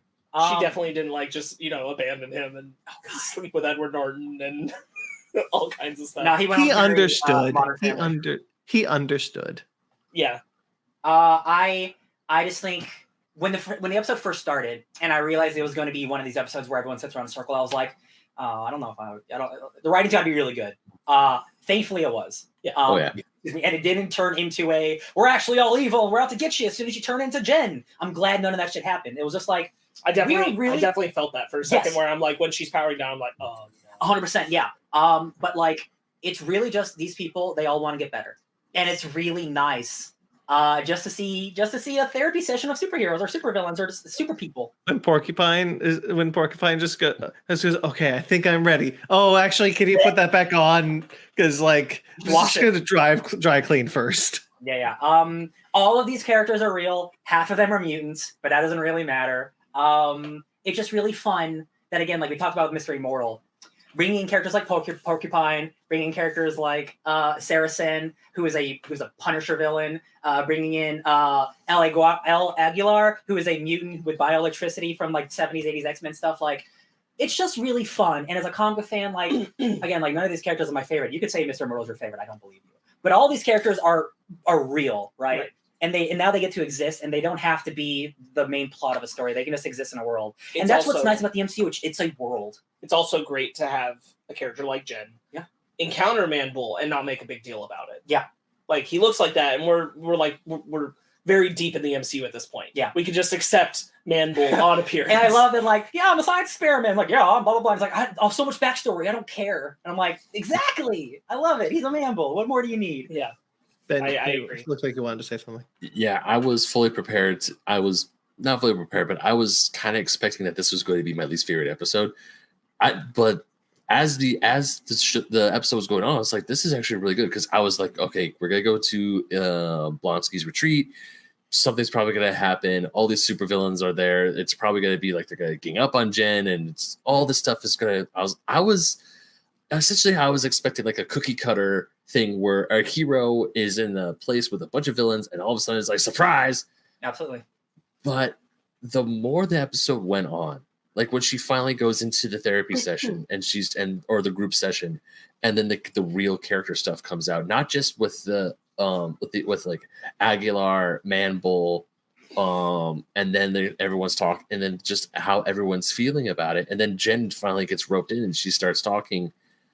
When she sees the wrecking crew guy, I'm just like, I am so intrigued. I went from like, I don't know how I feel about this to like, no, I want to know. I want to listen. Those chairs. Yeah. And I just love how when Emil says, Jen, I need you to sit in the calming chair, everyone's like, ooh, she's in trouble. It's kind of like, oh my God, this is like back in kindergarten when someone had to sit in the quiet chair. This is hilarious. And that's it's so silly because like you're about to put the Hulk in timeout. Yeah. It's so stupid. I love it. And the one thing I want to say about this episode, which truly makes it a great episode, is like you said, Ryan, Zeb Wells wrote it. There's great character development. You get such great development from Jen about her because the whole episode, she's trying to find the signal. She's trying to text Josh. And I'm also like, no, what happened? I'm trying to like think of things like, is Josh okay? What's going on? And then they're talking to her. It's like, delete his number. Delete it. And then we finally, I mean, to jump ahead a little bit, we find out the freaking traitor. But the whole time, it's like, yeah, work on yourself, Jen. And this is so... just everything about it is great. I love Tim Roth. I love all the other characters. It's weird. I kind of went into this episode kind of like Jen, like, oh God, not this. Walking out of it thinking, nah, I'm hurting for a year and I can go for a good year session. The thing that I really like about the thing that I also kind of relate to Jen in that therapy session a little bit when she's talking about like when they're trying to pressure her to delete. Do you know how cathartic it is to delete a number from someone who's ghosted you? Mm-hmm. It feels so good to do that. And it's so hard. It's so damn hard. And I really like that the show honestly accurately portrayed both sides of that, how difficult it is to delete that number and how cathartic it is to do it. Like I really like that sequence. I think it rings true in a way that kind of reminds you about falling in love with the MCU in the first place, where where the MCU succeeds because these characters feel like real people. They feel like characters that you can relate to, and they feel like characters that you could walk across the street from. Yeah, and She-Hulk kind of like goes back to that feeling, and that kind of thing helps. Yeah. It's really living up to the promise of ordinary people, extraordinary abilities. TBS characters welcome. That's Heroes. My bad. Where's the cheerleader? I think this probably has the strongest scene of Tatiana acting.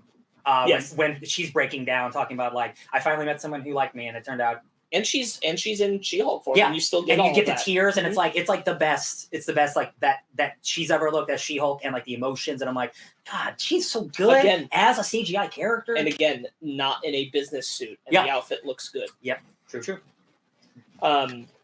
Not a dress either. It's like pants and a shirt.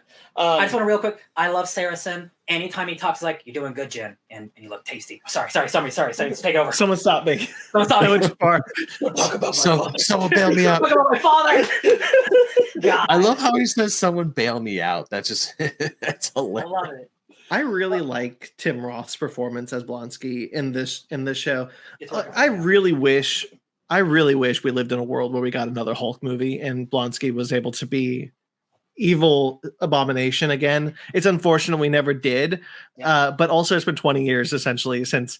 It's been almost 20 years since the Incredible Hulk. He's old now. And that dude's old now. So like I totally am here for Zen kind of, like, hey man, let's just all talk about our feelings, Blonsky. Yes. Did you all catch the poster behind Emil that says Obama stay? Yeah, it's incredible. And I was still worried even up until almost to the end of the episode. There's a point where I realized, no, this is a good episode, where I'm like, is this still all con?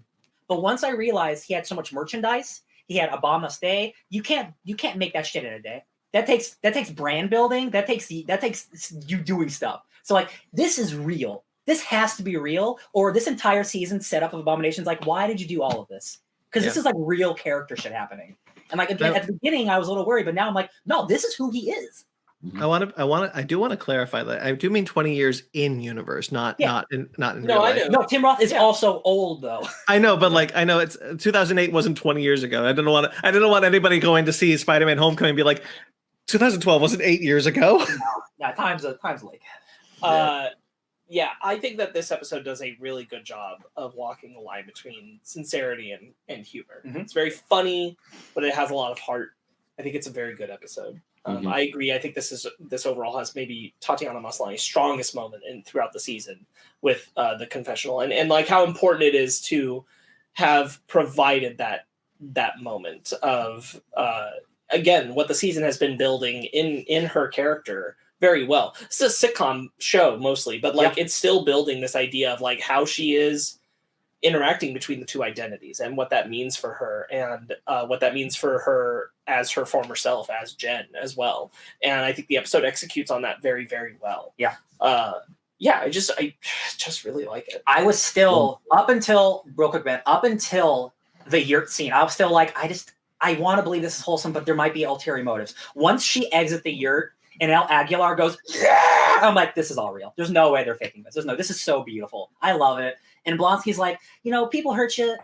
It's life, man. It's gonna be that way. You gotta be. It's gonna be okay. And Jen's like, yeah, it's gonna be okay. Cut to Josh. Damn it. Yeah, I hate Josh. How dare you do this, Josh? Well, honestly, when we got to that part about Josh copying his phone, copying her phone, and talking to Hulk King, it's like, you traitor, you were the chosen one. But anyways, what I wanted to say, I love how Manbull was like so upset about how she trashed his chairs. Stack those. The codependency bit between Manbull and El Aguilar is so funny. Can you actually switch seats? This is uncomfortable. Yeah. See what you did. I really like that. I really like. See what I mean? See what I mean? They're codependent. It's like, we're not codependent. They're so good together. They are. They really are. There's another. I went into this episode thinking, oh God, but yeah, I came out of this episode absolutely loving it. This is a great episode. Spanish is a language. Have you never heard of Spain? Oh, I love it. He's trying to be nice, but like I did do some light matadoring in college. You did? How could you? I'm sorry. Love it, God. What a and then they cut, like earlier. I was talking about the scenes, the matadoring. He was just playing around with the friends in the dorm, and he had a kid that says "I'm Matador" on it. Yeah. I also shout outs. I really like the agent who calls Jen to go up with him because he's like, I'm just kind of freaked out, and we don't have enough guys to go up with me. Yeah. You think you can bring your green suit? Yeah, bring the green suit. Whatever you do, it's called hulking out. He's like, great, do that. He's leaving blocks. You're like, hey, it's like speeds his way out of there, rips off his tires. I'm glad this is fixed. It's not that I don't like coming here. This is great, but I'm. I like the I had the I was spending time in an electrified fence because my favorite chicken got stuck. Yeah, Princess Sparkle Bunny. And he passes the chicken and he goes, "Hey, princess, so cute." See, all this has to be real because this is such beautiful, awesome character stuff. I'm like, this can't be a hoax. This would really bum me out if they're all going to show up to gang up on Jen. I'm like, this can't happen. I can't fix a car. My name is Man Bull, not Mechanical Bull. I don't know, man. That felt a little forced. You too? Let's see. I want you to apologize to my Prius Prime with money. I do want to say I hope the rumors of a World War Hulk movie are true. I would like to see Abomination come back and as Abomination for a minute. I have 100% a feeling that just like how the MCU does and repurposes names for different things, the World War Hulk thing is going to happen because there's a Sakaar ship in the show that we have not established yet. So something is happening with Sakaar, and I think it will involve all of the Hulks because I don't know if we said the theory or if the theories online are both, quite honestly, where it's like, the idea that maybe Hulk had a child on Sakaar who's coming back to Earth, and that's how World War Hulk happens. 100%. That is 100% what I think, because who knows how long he was on that because of the wormhole shit. Like, he could have a 15-year-old son who's a great monster. Yeah. I'm into it. It'll be interesting to see. There is trailer footage of Abomination walking through his cult, so maybe we'll see that. Who knows? Yeah, there's more Abomination to be had, which is interesting. Because I'm starting to wonder if that's a post-credit scene that we saw in the trailer. I'm curious how the finale, kind of like Miss Marvel, how like the finale wasn't how I thought it would be and ended up being great. Like I'm really curious how that final episode is going to be because there's a lot of different things they can take it in different directions, and I'm like, ooh, keeps me on my toes. Oh, and I do really like I do want to real quick before we move on to the next episode talk about. I really like that guy. You guys probably don't even remember that guy. Did we even previously on this guy? We didn't. Just previously on this guy. Yeah, that's the fourth wall breaking in the show is it feels so natural and good. Mm-hmm. Just love it. Ooh, actually, I'm glad they did the previously on this guy because I forgot who that guy was, and I'm glad they joke. did. Yeah. Episode 8, 8. I will not. It's called Ribbit and Rip It. Ribbit and Rip It. God, leapfrog. What a guy. Guys, this is my favorite episode. Listen, so I'm not far. gonna listen. I didn't want to say the Daredevil episode was my favorite episode, but it's probably the best episode. Let's be honest. It's a really good one. It's a really, really good one. It's by far my favorite. I'm sorry. Man, Charlie Cox just brings it in and also in a different way, but the same way. I'm like, man, you did it. I want to just blink it. Blanks. I gotta blink it. This was Daredevil. Yeah. Like his dialogue when he first walks into the courtroom, his dialogue in the bar, it's exactly as he was written in the show. He's back. Yes. Yeah. I was blown away. I was watching this at midnight last night, and I sat up and I was just like, "Oh, hi, Matt. Yeah. It's been a while." And luckily, who's this asshole? I wasn't worried that he wasn't going to be on the episode. I really was wondering how much is he going to be in the episode. Yeah, he's in the entire episode, which is like 3/4. It's a lot of it. Yeah. I mean, it's only a 30-minute episode, so it's not that much. No. I get you. But he's in it more than I really expected. I really expected a one fight scene or something. He's in a lot of it, and you're right, Brandon. That is Daredevil seasons 1 through 3 coming to Los Angeles to hang out with She-Hulk. Yep, the same character, 100%. And the court scene in the beginning is so good. Seeing the two of them go back and forth. The Sokovia Accords being, may I remind you, the Sokovia Accords have been repealed. My clientele is his clientele is super private, and we shouldn't all great stuff. The fact that we got to see, quite honestly, I was hoping for it. I wasn't sure we'd get to see them in the court together, and I'm so happy we did. I, for some reason, did not even put that in my brain. I don't know why. But of course, they're two lawyers. Of course, the moment that it said this is going against Luke, I was like, "This is it." Yeah. That comes back to defend him 100%. Because he's his other lawyer guy. Yes. It all comes full circle. Yes. You're like, oh, this is where it all combines. Very, very well done. Very well executed. And his whole is that. What fuel do you, because you hear sniff is like, what fuel do you put in this thing? Jet fuel, baby. Oh, okay. So yeah, you weren't supposed to do that. To put probably regular gasoline or something that Luke gives him into his leapfrog suit. He puts jet fuel like an idiot, burns it out. That's not what you're supposed to do. Loses the case. Yep. And real stupid guy just trying to be out there doing superheroing. Oh my god, he's doing the worst backflips and kicks. I'm like, wow, you're awful. Your dad would be so embarrassed. Dad probably is embarrassed. Yeah. I absolutely adore this episode, and I really like how they incorporated Matt's Daredevil's acrobatics. The clip that was released online beforehand it has some tough ADR, but I did not notice it when I was watching the. I refused to watch it because I was watching the episode in a couple hours. Yeah, I just saw it so many times. I just figured, fuck it. And sorry. And so I it's got some rough ADR in it, but so I was concerned. I was like, oh, they're obviously the CGI, a lot of the acrobatics. I expected that, and I'm glad they did because I'm. In the Daredevil show, one of the things that I think the Daredevil show does so well is that it is more grounded. Matt isn't the kind of acrobat that we see in the comics. He's not doing the crazy acrobatics. He's not doing Nightwing stuff.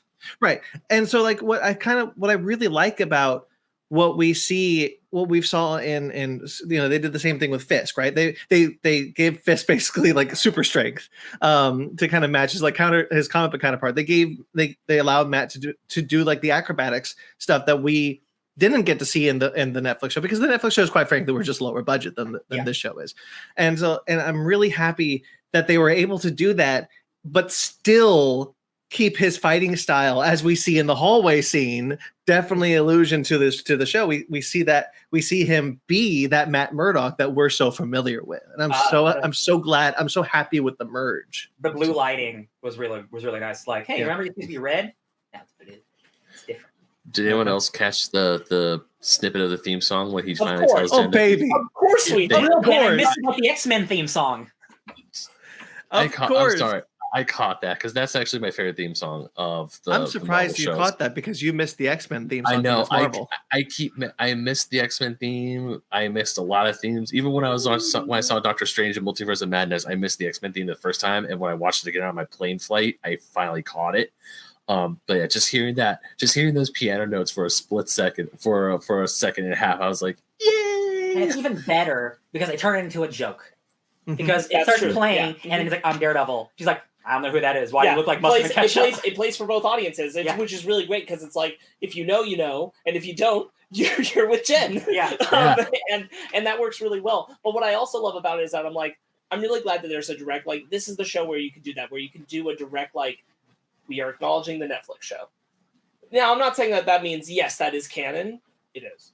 I'm not saying that, but it is very much embracing we know people love this very, very more directly even than casting the actors. We know people love this show. We know people are coming to this, loving that version. It gives me a lot of faith that when we do get to Daredevil Born Again, we are going to get our Foggy. We are going to get our characters back. All the people that we love, we are going to see them. That stuff will be there. Karen, and at the end of season 3 of Daredevil, what's so great is they have they made a new practice.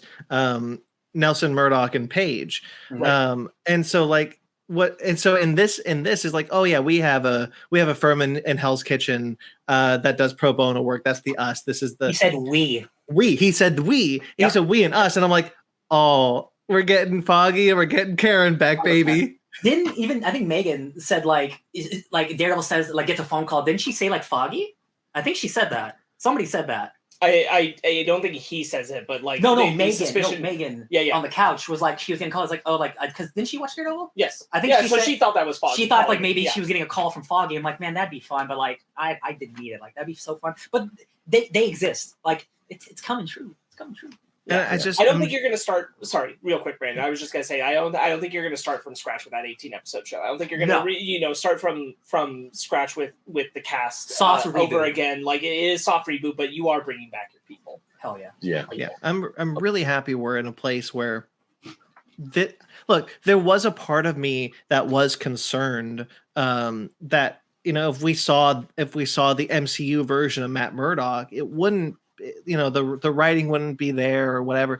But this 30-minute episode was you could jump from Daredevil. I don't know if this is a hot take, but I believe you could jump from Daredevil season 3 and acknowledge the fact that so many years have passed and get to this episode. It's the same Matt Murdock. Years have passed. I will take it a step further and say this is exactly the same Matt when he's getting dirty and flirty. This is the same Matt in that Daredevil show getting flirty. Exactly. This is him to a T. Again, I love how horny the show is. It's weird to say. Is this the first explicit I've had an orgasm joke in the MCU where she's like, I think so. Episode satisfied. Had a satisfying conclusion, trust me. That's a mature ass joke right there, MCU. Hey, hell yeah. I'm so glad this show exists because the show brings a lot of there was a lot of talk going into the MCU how sterile it kind of had become as far as blockbusters. Quite frankly, blockbusters in the early 2000s used to be very horny. That was a thing that was happening, and that is no longer the case anymore. And it's kind of nice that we've kind of entered phase 4 and have changed that. And look, I understand there was a lot of buzz around Eternals having a sex scene. Great, it sucked. But now that we're here doing this, I'm so into kind of this revitalization of chemistry, of kind of this these two characters definitely want to bone, and it. And you can feel that palpable chemistry coming through the screen. The pleasure of watching these two actors play with each other is so good. Yeah. And what says it do you feel this, guys? I do. And what's really great about the fourth wall break there, it doesn't break the tension. It kind of acknowledges the tension. And what's so awesome about Daredevil's inclusion into this thing is sometimes we get the fun swashbuckling Matt Murdock that we have in the comics, and that's really cool. My ass remains unwhooped as he leaps off a building. So great. But when he's listening to her heartbeat, and the show slows down a bit and we hear the heartbeat with him. So good. Yeah. And And she's all, what? she Oh, said no. you didn't hear it because like it got a little loud, but like she says, no, I'm healthy. no, I'm healthy. Yeah. Also, one other thing, I like how they introduced the super suit before the ultimate episode, Mhm. which that was a nice change of pace. And this is actually, I love not only. Okay, so obviously I love this episode because Daredevil's in it. That's a very big part. I'm sorry. I know I'm here for She-Hulk. I am here for She-Hulk, but I love that Daredevil show. So Hey man, quality stuff. Hey man, as Sparkz mentioned, Daredevil's the dessert on a good show. Like the thing is, dessert can be very good. It was very good, but also I love how this is Jen's first real foray into superheroing, because most of the show. Roasted her. Because she's gotten into fights before, but she's wearing her suit and she's trying to do a plan with Matt, and Matt is like, "No, you haven't done this before. Follow my lead. I'm the superhero here." I love her plan. I do want to like touch on everything with Daredevil's great. Absolutely. What I think is so great is that it wasn't just like putting him in the show. It was we are doing a lot of things with his presence. We are confronting the notion that what he does is pro bono work and what Jen does is working for the man. Yep. And how that feels to be working for the man, because in this particular case, it feels shitty. She's going after somebody who she knows is a good person and believes in, and she's doing it because Daddy's got a lot of money. Yep. And we see how shitty his kid is. We get the whole leapfrog sequence is very good for showing us how shitty he is. I appreciate that a lot. I appreciate the view it gives us of people who live in the MCU. We're also getting the dichotomy of how Jen feels and how Matt feels and how other people feel about secret identities. Yep. It's a big proponent of this episode. It's part of what comes up at the end. Still, even after Matt has left, when they say, you're going to see who she really is, she's like, I'm not threatened by that. Everybody knows who Jen is, but everybody doesn't see Jen's private information. Yeah. And that's different. And it does change how she feels about how she is targeted and how she has to live her life now, because this wouldn't have happened to her if she lived her life like Matt. And she didn't have that choice. And again, this is kind of, just real quick, this is kind of why the Titania stuff, the fact that it forced her out, still bothers me that that's not fully acknowledged. That could come back around. Who knows? Yeah. But they're using Matt's presence to push that concept. Like, we've made a lot of peace with Jen feeling at peace with Jen feeling at peace with She-Hulk. But now there's this sense of how their relationship has affected each other. Mm-hmm. The presence of both, and Matt being used as the tool to bring that in. And yes, as you said, also start her foraying into, you have an opportunity to do things. This is like when the law can't help, you now have the opportunity to do other things. This is secretly the most important scene of the show. It's Matt saying, you can be a hero in both worlds. Right. And she didn't realize she can do that. And it like opens her eyes and like, oh, this is how I become a superhero. It's by being a lawyer, but also I'm a whole. Well, what's really great about that scene, and the thing is, I talked about it in the beginning of the episode, I think Daredevil showed up at the right thematic moment of this show, because they didn't use it as I cannot remember the show that did this, but they didn't use it as just a cameo. They didn't use it as just like, hey, look at that. They used it smart. Daredevil shows up to give Jen a thematic lesson that she needs to learn at that moment. Because he says She-Hulk can help people, the law failed. Jen can help people. She-Hulk can help people when the law fails them, or something like that. And so, like, she has this moment where she doesn't want to be a superhero. We still, previously on in the first episode, we know she doesn't want to be a superhero. I just want to be Jen. I just want to be a lawyer. And then she learns that now that she's at peace with the two of them, as Sparkz said, you can help people in both worlds. And she sees Daredevil doing that, which is why it's important that she unmasks him, because now she realizes that, oh, you weren't just blowing smoke out of your ass. This is something you do. Yeah, right. You believe it. And getting that forewarning of it's almost foreshadowing of saying, like, this secret identity thing is going to create a different relationship for you. And we get that immediate comeuppance, because that's what the gala event does. Mm-hmm. I think that's all it's just so well written. I think it's all just really, really well handled. The characters are so well written, very well performed. The idea of the thematic nature of what the episode is saying about Jen at this particular point in the journey of the season is really good. Funny. Go ahead, Ben. No, I was gonna say, I just love how funny Charlie Cox is in this episode. Yeah. He's so smooth. He shows up to the courtroom late. And he's like, couldn't find parking. It's okay, my driver got lost. Or even when he buys Jen a green Apple TV. I thought that was hilarious. And the thing is, like, people forget, like, people like to think about, people have these weird memories. Like, everyone talks about how Batman Begins and The Dark Knight are these like super serious movies. Actually, they're kind of funny. Like there's good humor in them. The Daredevil show, was really serious, but Matt was funny. Right. Like Matt and Foggy were funny. Like these characters had humor. Right. And again, going back to like, this is exactly who he was when he was flirting. Yeah. It's exactly who he was on that show when he was flirting. It's no different. There's just no serious stakes the way that there were to counter in for Matt. There are no like severe serious stakes that are countering the humor the way that the Daredevil there wasn't a show would have. She-Hulk in the Daredevil show. Yeah. It didn't need to be that way. But like this is very much like watching his most flirtatious episode moments with Karen or with Elektra. Yeah. Like it's all this guy. Again, this is like a perfect representation of a comic book crossover as well. Yeah. You bring a character into a different tone or genre, and then you make them fit into that tone. Like when Wolverine shows up in Miss Marvel, he's not killing and murdering and he's a savage. He's like hanging out with a little girl, right? You transform the character that you need to be while still being core to the character. This is Daredevil. Like, I literally no complaints. Like, so happy. I am so thrilled for Daredevil Born Again. Oh my God. Yeah, I don't have any superpowers. I'll just use my echolocation. I love that. Follow me or whatever. His walk of shame. I want to talk about. I want to just mention at the end there. Thank you. So good. But also, I really like that they gave his weapons an upgrade. Also, like when I'm so happy he finally got the thing where he just like throws the thing and it like whips back. I'm like, yeah. That is the thing. Again, we're talking about the Netflix grounded realism of it. Like he wasn't doing a lot of flips or throwing a lot of things, but like we are in a different world now where he can be that character. Even then, this all still like me pushing my Daredevil has always been canon agenda. Even at the time when Daredevil was coming out, the MCU itself was staying more grounded in realism. That's true. They were all trying to keep that, and like things have gotten, now we have Man-Bull. Like things have gotten very far. There's a giant head and a hand in the ocean that nobody is sure what's up with it.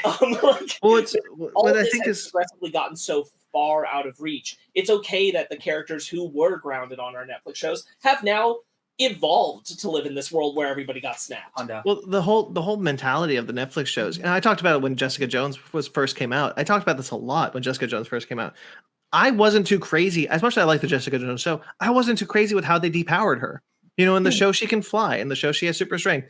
In the comics she can fly and she has super strength. In the show she's got super strength, but she can't fly. And so like that was the kind of the mentality of the Netflix shows that they, because of their budget restraints, because of of where they wanted to live within the MCU, they wanted these characters to be more grounded. They wanted these characters to be the kind of like depowered street level heroes that they are. Even though that's why they came up with the idea like, oh, Danny has one iron fist, not two. So now it's really cool that should these characters come back, they will have evolved along with the MCU. And now we know that not only will they have evolved along with the MCU, they will also retain what made those characters so likable in the first place. Right. They can. It's almost like a blessing that we got so many characters established in like the quote unquote grounded realm. So then when they're introduced, like this is who they can become, who they were always meant to be. All the character stuff's there, but now they can be comic book characters.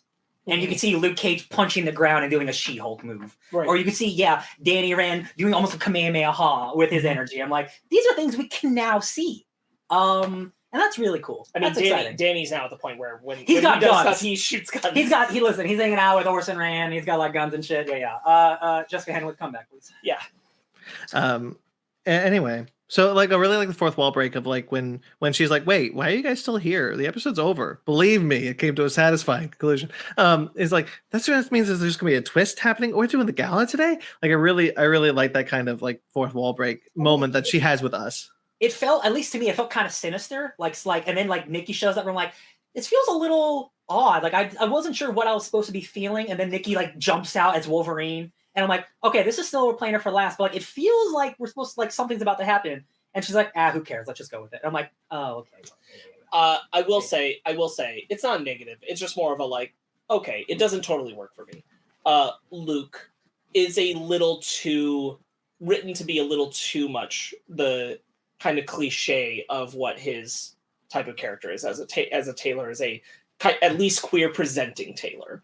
The way that he throws his insults, the way that he cattily carries himself around, it's a little bit too tropey for me. Just a touch. I will not go against that. I think in a show like this, where we have other characters who maybe not as exaggerated, who are exaggerated, Yes. like we have Manbull, it personally doesn't bother me. Like, that's why I'm saying like it's not negative. I just find like it's more just it's not really a diss on the show, because I do think like tonally it kind of makes sense for the show. It's more just like I think that we've evolved past the point where we have to envision the artistic Taylor this way. That it's all sharp-tongued quips. Okay, so I will agree with you more that the Devil Wears Prada stylist, we don't need that for every single stylist. Yeah, I will agree with that. That's more the thing. Is like I think left to its own device, it's kind of fine in the show. It's the fact that like we don't need to do this with every Taylor that we have show up in these. Not everyone has roles. To be Edna mode. And be like snippy. You hear a lot of gay actors talk about it. Like this has come up a lot around Bros, frankly, where like a lot of queer actors will talk about like we are not all sassy. Yeah, we are not all sharp-tongued, quick-witted, no fashion kind of queers, and there's not a lot more to Luke now. Yeah. So the representation of it, and I don't know if he's supposed to be queer or not. Yeah. But the presentation is very much falling into the style of the trope. Yeah. That actor was. I was really surprised to see that actor in the show, because I just saw him on The Flight Attendant. He was one of the leads on The Flight Attendant with Kaylee Cuoco. Yeah. And that's really my only knock against it, is that it's just kind of playing into something that I feel like we don't need to do still. Yeah. I do. But it makes sense in the show. I think more than anything, I just want something more substance to him, and all we have is quips. That's fair. Yeah. That is fair. Yeah. I grow to like Luke quite a bit. I mean, I do understand what you're saying, but at the same time, I also kind of like Luke, especially after everything is resolved. And he goes and he's like, and Jen's like, "Can you make a gala dress?" He's like, "I'm not a monster. Of course I'll make the dress." And looks absolutely stunning. Also, I just want to say I love how Leapfrog really digs into the frog theme. I love that Leapfrog decides I'm gonna jump out the window and be okay. He just breaks his legs. His whole like lily pad, the tadpoles, the leap squad. Yeah. He has all. I mean, of course, he has all the Frogger video game cabinets. I'm like, of course he would have those. I really love the discussion about the distinction between henchmen and goons. Yeah. Henchmen believe in the cause. Goons are just there for the paycheck. She's discussing like, "Oh, what if you just had a manic episode?" He's like, "No, we got to make it under PTSD. That sounds better." As he's just beating the shit out of people. Yes. Just and then, wait, are you a lawyer? Like legal dramas. Are you a lawyer too? Yeah, I really like that. Yeah, I love all the conversations, like when she's trying to talk to Leapfrog and then Matt's chiming in. The legal dramas line was just, everything about this was just great, and I absolutely love this episode. And also I even love the payoff. Well, not just the payoff, but the lead up to the finale of Jen getting her award, even though it seems like everyone who's nominated got the. So I think we can now see. Excuse me, sorry. I think we can now see the path of where the Bruce and Jen flashback stuff was supposed to be triggered by the end of this episode, which is it appears the anger stuff. It's the anger, it's the rage, and now I'm glad that they formatted the show the way they did, because I think it makes more sense to have already had that in context rather than be going backwards to get it. Agreed. But the concept that Jen had already kind of found a way to control her rage and use her rage. And the show originally in their design wouldn't have addressed that up to this point, and then her rage would be unlocked. Therefore, you go backwards and see how she did that with Bruce. I think it's good that they did it the way they did, that we're where we are, and that like we understand that Jen has been stable, and she hasn't had something this severe. This has pushed her off kilter in a way she wasn't prepared for. Yeah. Mm-hmm. He pushed her smoke out. Also, Todd sucks. Of course. God. He's the one who turned. Wakanda forever. Oh God, Todd. Yeah, I think I knew. I had a feeling like that first episode he shows up. I'm like, that he seems like a bad guy, but then he shows up like 3 more times. I'm like, that dude's 100% intelligentsia. The second when he showed up a second time as Mallory Brooks's client, I'm like, oh no, not him. Do you think he's Hulk King? No, I don't. I don't think he would be there as Hulk King. That's just my read. The thing that I really like about how the show kind of thematically structured this reveal of like, she's like, oh, everyone knows my secret identity. Where, Sparkz, you talked about this, this is her secret identity. Like the private life of Jennifer Walters is now there for all to see. And that triggers her Hulk rage that she hasn't had to deal with before. Even when she broke out of the thing at Bruce's retreat, like that wasn't Hulk rage. That was just Jennifer being mad that Bruce tried to kill her. Yeah. Right. And I think like I'm glad they moved even though it made the Titania stuff weird, I'm glad they moved the Bruce and Jen stuff to the beginning of the season, because you're coming to this episode and when they do the shot of the slow motion and the red lights of everybody running in fear and Jen reacting to that, you already know she's thinking of what Bruce said. Yeah. How it feels different when they're looking at you. Yep. Like you're the monster. And that Jen hasn't had to experience that yet. She's been glamorized in her version of the Hulk. Yeah. Hulks are already considered heroes. She's a wonderful representation of heroes. She's sexy and flirty and people really like her. Lawyer of the year. Yeah. This is a huge change. Ugh, God. The female lawyer of the year thing. It's so empowering. The thing that like everyone got it. And like Brooke was even like, yeah, I mean, everyone got this. Twice the work, half the recognition. And so like the frankly revenge porn that was shown on that screen to like destroy her, like it's so horrifying. It's like one of the most horrifying things we've seen in one of these shows. Yeah, and it's so hard to watch Mallory standing there saying like, Jen, don't do it. Yeah. And she can't stop herself. She just can't. Because this isn't something that happened to She-Hulk. This happened to Jen. And that's who she really is. Right. Yeah. And like that's like God, like a sex tape that's like one of the most insane things. Like how more personal can you get than releasing that for its scale of like not they're not necessarily directly comparable, but for the scale of like what's engaging with our show and our characters and the kind of cliffhanger ending, this very much gives me the same vibes as when Wyatt Russell's Jack slams that Captain America shield down on the Flag Smasher. That's very much like next. Like that show may have its problems. That remains one of my favorite moments that they went for. I think they absolutely went for that moment and left it, regardless of the fact that we kind of like scrubbed away and said like he's okay now by the end. Though. So if we notice, damage control shows up. Yeah, they show up very quickly, which makes me think this was all planned and they called damage control early.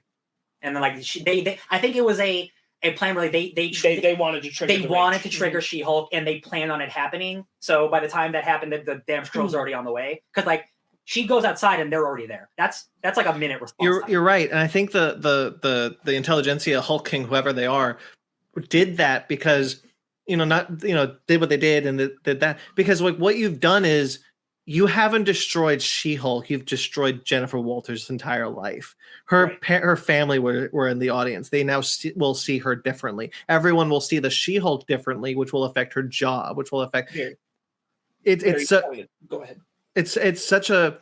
That's why I said it's like the most horrifying thing we've ever seen, because like what you've done is now, as Sparkz said, you have glamorized She-Hulk up until this point. The show has, and like rightfully so, and now you have in one fell swoop. Jesus, you know what this is like? This is like what happened with Will Smith in The Slap. Like he does that, all of a sudden he's blacklisted in Hollywood. This is very much the same. This is very much the same thing of like, this is something that is going to fundamentally alter how people will forever view She-Hulk, because this will be the defining moment of her life, not what she has done before now. I think one thing is like she didn't have any part of it though. This was gonna get like she didn't. No, I know. I don't mean to say that she has done something wrong. Yeah. I mean to say is what happened with what we're seeing with what's going on with the discourse of Will Smith, to not to get too much into that, because like I do want to focus mostly on the She-Hulk thing. The discourse around Will Smith is that now this slap has become the defining part of his life. For a number of years, it will be much the same way. People will remember She-Hulk's rage out at the awards, not necessarily why it happened. Mm-hmm. People will be scared of that it will happen again. This will will now define her. And I mean, if that's the direction the finale will go, this is going to be the defining moment of her life. Yeah. Honestly, I'll take it even one step further off the analogy that Brandon's making, because like I think what's very sharp language here, and what I think is so good about the show is like part of what's happening when the stuff is coming up on the screen is like, you know, they're saying you're going to see the real Jennifer Walters, a slut. And the thing is that like Brandon's correct with the analogy of Will Smith at the Oscar slap, because the thing is, it doesn't matter if she did it or not. Yeah, she's a woman. Yeah, that's the whole thing. Is they do a very good job of what the female perspective is, and like it is her fault regardless. It is her fault regardless, and that is the whole thing that's been put upon and etched into the show very well throughout every episode. Is Jen's experience being a woman, and being a woman Hulk is different. The show has shown that throughout this whole time, part of the reason she's been accepted differently than her cousin is because she's hot. Yeah. That's a part of it. And it's the fact that she's hotter than Jen. It's all of that. It's all of that being encompassed into this concept. And so they have executed on that idea so exceptionally well. And that is part of the point, is that it wouldn't matter. It doesn't matter how much this isn't her fault or not. She could have not raged out. They still would have spun this to have changed the world's public perspective of Jen. If she had reacted just by crying and leaving, even as She-Hulk, they still would have utilized. Look at everything she's doing. Exactly. That we don't know about. Exactly. And so like that's the thing of like, you know, it is harder because like I talked about it before. This is the point I wanted to say. I talked about it before. This show is very horny, and I love that about this. I love that about the show. I think it's really great, and I think it's really empowering. But the thing is, horniness in women is seen as a negative, where it is not in men. And so she has had sex. She is a slut. Which again is also the metatextual context of the show. This is what people say about the show they're watching. They caught it. They predicted it. They knew what was going to happen, and they were not playing to the audience that was going to engage with that. They were actively saying, we don't embrace that. We're making a show about how shitty you, the viewer, who looks at the show and says these things about the character because it's a female Hulk. We're targeting and saying, you're the problem. You are the bad guy of this show. And so that's the kind of thing that I really like about like kind of the metatextualness of it, because what you have now done is you have kind of made She-Hulk Jen. You've made Jen, like it's not just not She-Hulk. You've made Jen this victim that personifies like the idea that like this is what happens when men out women like this. You've destroyed. It doesn't matter for a man if our sex tape is leaked. It's not ever going to matter for us because other men are going to be like, look at you, bro, good job. But it will fundamentally destroy the entire perception of a woman. In this episode alone, Matt Murdock, notorious slut. Notorious slut. Notorious slut. Notorious I'm slut. so glad he has the walk of shame. 100%. I love that, by the way. No one talks about him banging in a negative light. People love that he has sex with everyone. Yeah. She-Hulk's not allowed to do the same thing. Exactly. Right. Exactly. 100%. Yeah. God, this is a good show. Yeah. Talk about like, this is a show where our main character has had consensual, like one-off sex with multiple people. And like, that's again, like talk about bringing horny back. It's a part of life. Like action, romance, drama, all of these things are part of life. So like, don't shy away from them. Yeah. And that's what I really like about kind of the reveal of the show, the metatextualness of the show. As Sparkz said, it has been very much in the DNA that the intelligentsia represents the real people in this world who are doing this, and it's well written, it's well established, it's well written, and it's kind of the kind of thing that like it's the kind of thing that we talked about. You know, Falcon and Winter Soldier tried to do something with his political narrative that I don't believe that the writer was successful with, and because he wasn't experienced enough. This is the kind of thing that an experienced writer, maybe not one who has showrun, but someone who has the confidence to showrun, could bring to the show. The confidence of the writing to say that this is the experience that I'm going to bring and have it be written into the show well. I think also like just because we're making the comp, Falcon and the Winter Soldier arguably just bit off more than it could chew, because it was trying to do two very specific things: the international political climate post the snap, and how that affected refugees that could be radicalized into terrorists, or at least presented as terrorists, even if they weren't, and a Black Captain America.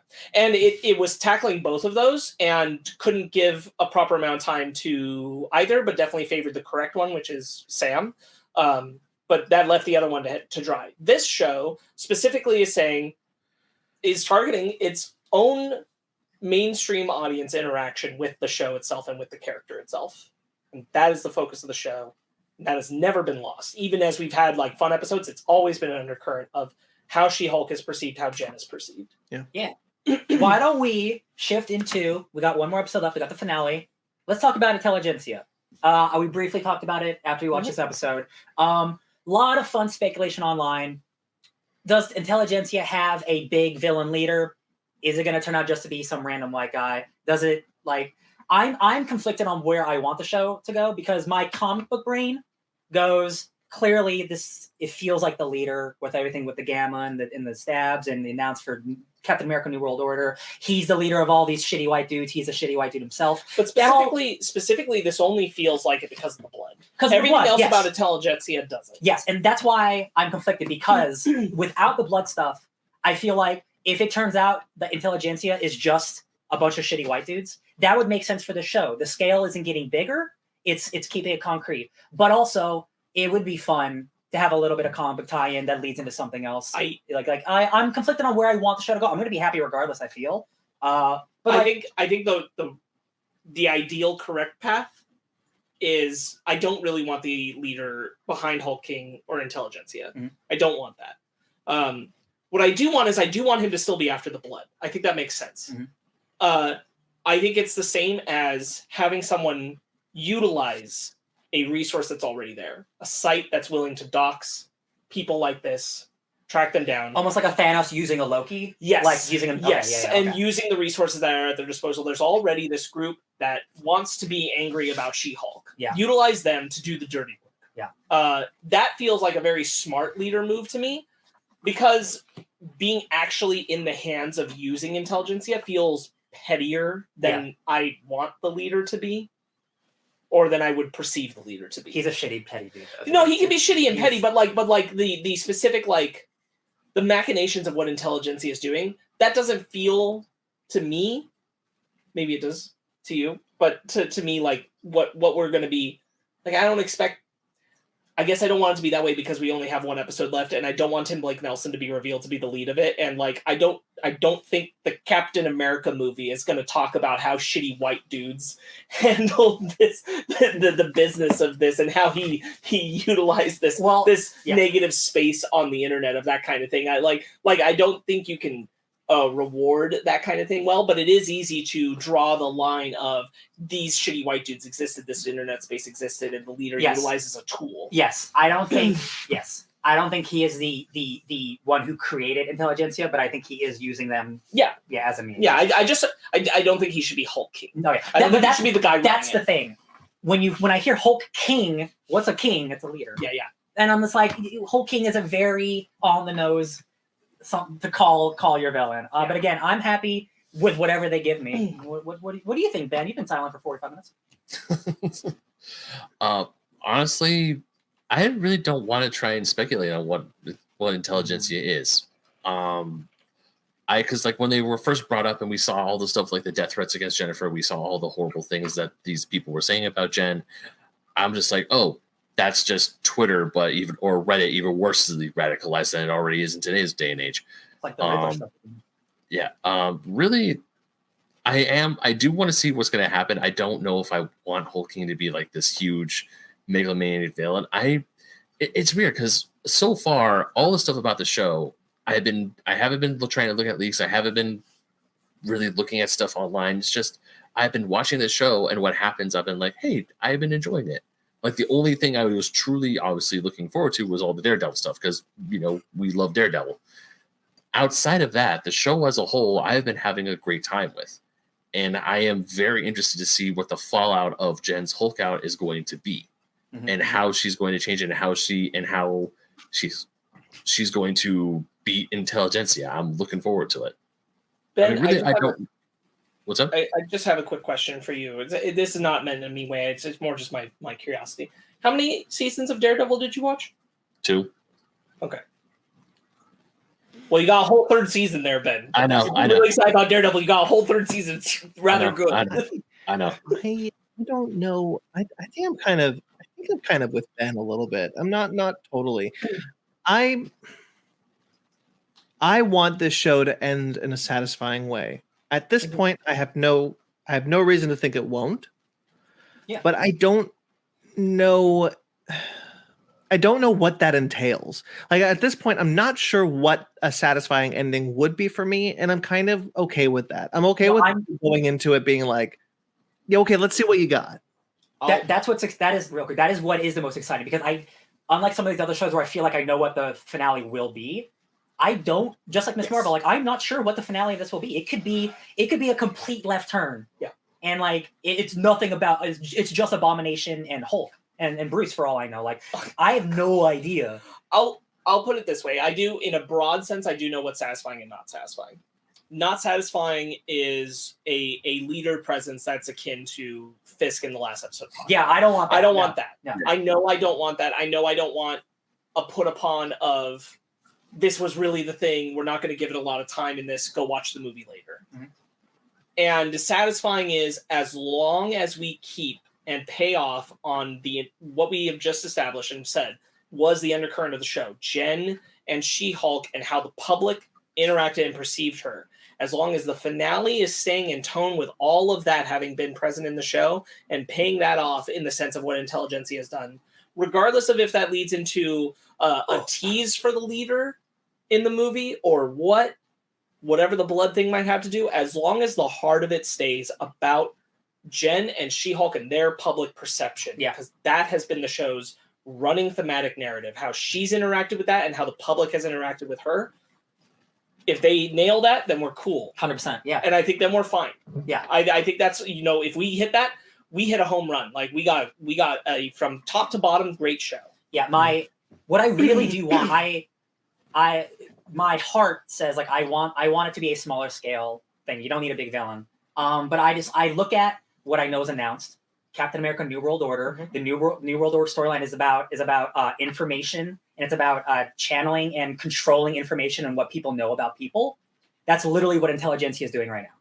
So it just feels like they're setting Intelligentsia up as a bigger threat, just because of what they've already announced and stuff. So like it just feels like I see the trajectory, but again, like with She-Hulk's, like with the finale, like I don't need it, but like it's I see a fun way. I see a fun way of it happening, but like again, I'm not, unlike other shows, I'm not expecting Kang to show up, right? Like Yes. I don't need the leader to show up, but like it feels like he could.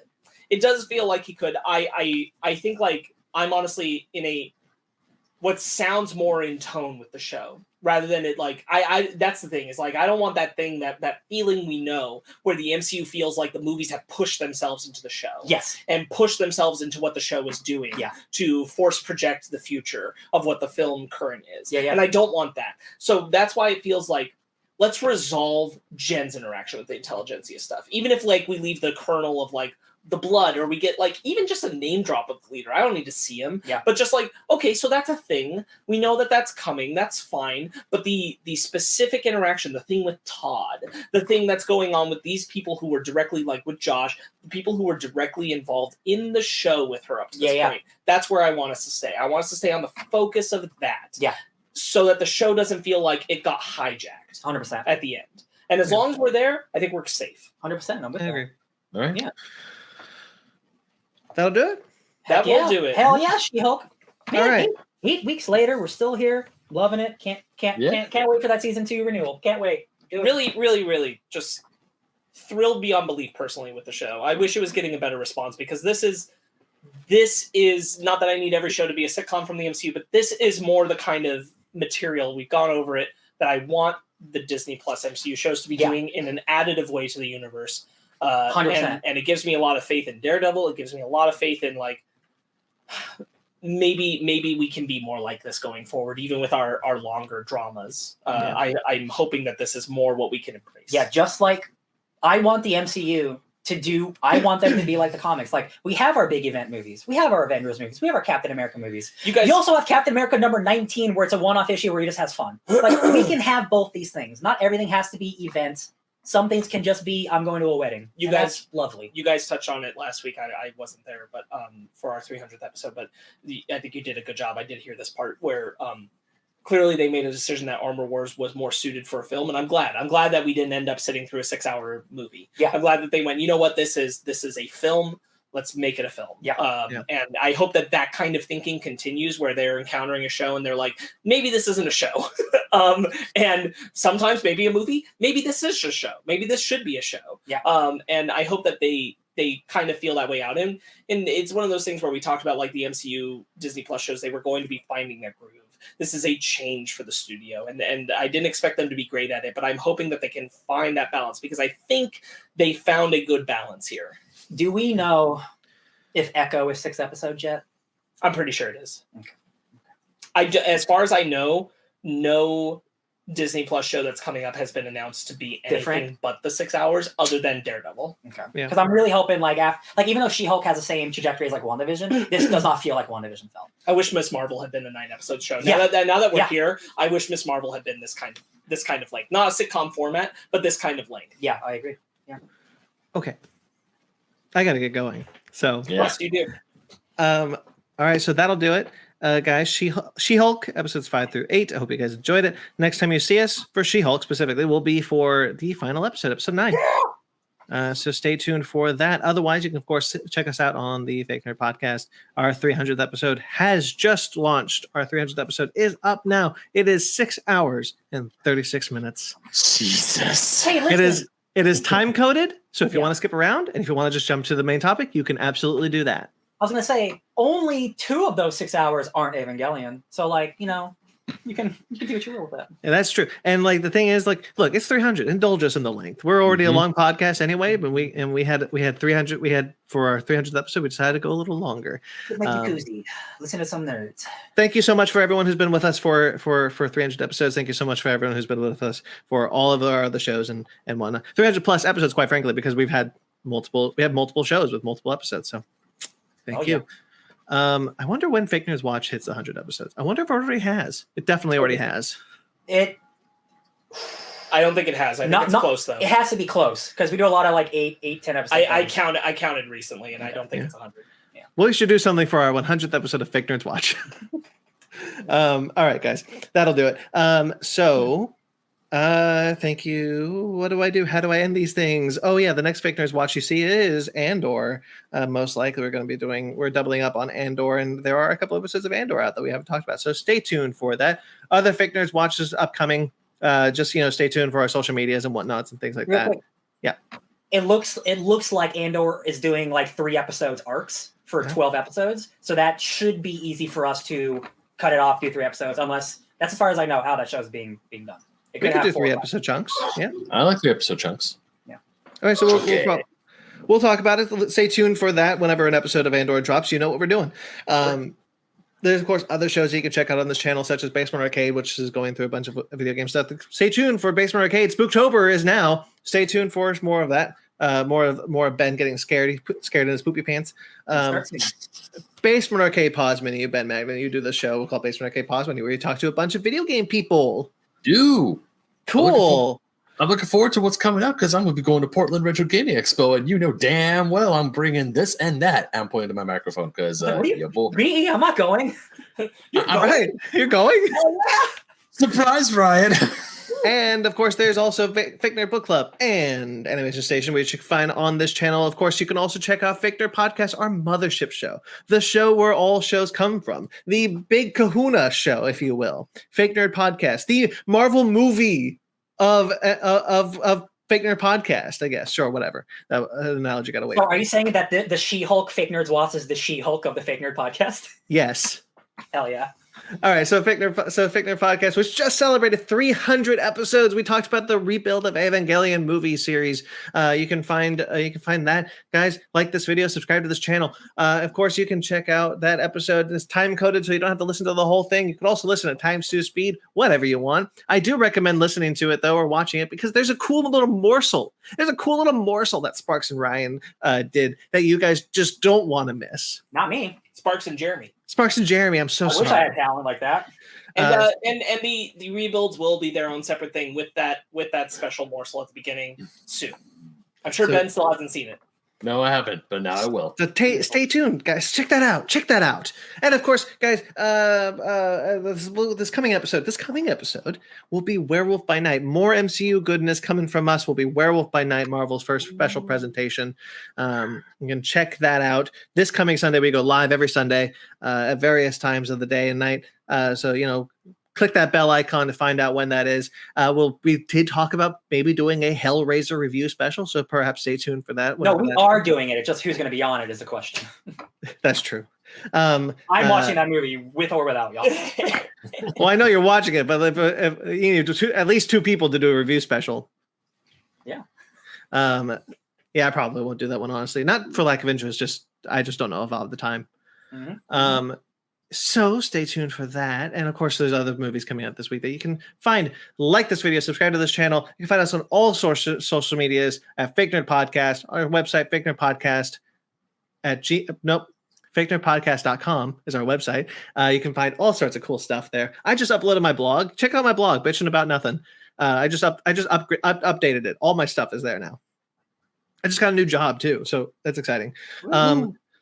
What else do I do? Oh yeah, I'm a BT McLaren on Instagram and Twitter. You can find me writing for Screen Rant. You can find me writing for atomicgeekdom.com. You can find me writing for kaijuramamedia.com and soon whatculture.com. Stay tuned for that. Ben, where can I find you? You can find me calling my lawyer at BenNacket27, Instagram, Twitter, TikTok. You can also find me writing for Old School Gamer Magazine, Fusion Gaming Magazine, and GoNintendo.com. Sparkz. You can find me doing my own walk of shame at SparkzWitty on Instagram and Twitter, SPARKZ Witty. Ryan. You can find me trying not to respond to shitty intelligentsia dudes on Twitter at DJ Tony Snark 616. All right, guys, like this video, subscribe to this channel. Until next time you see us, stay fake nerds. Hulk out!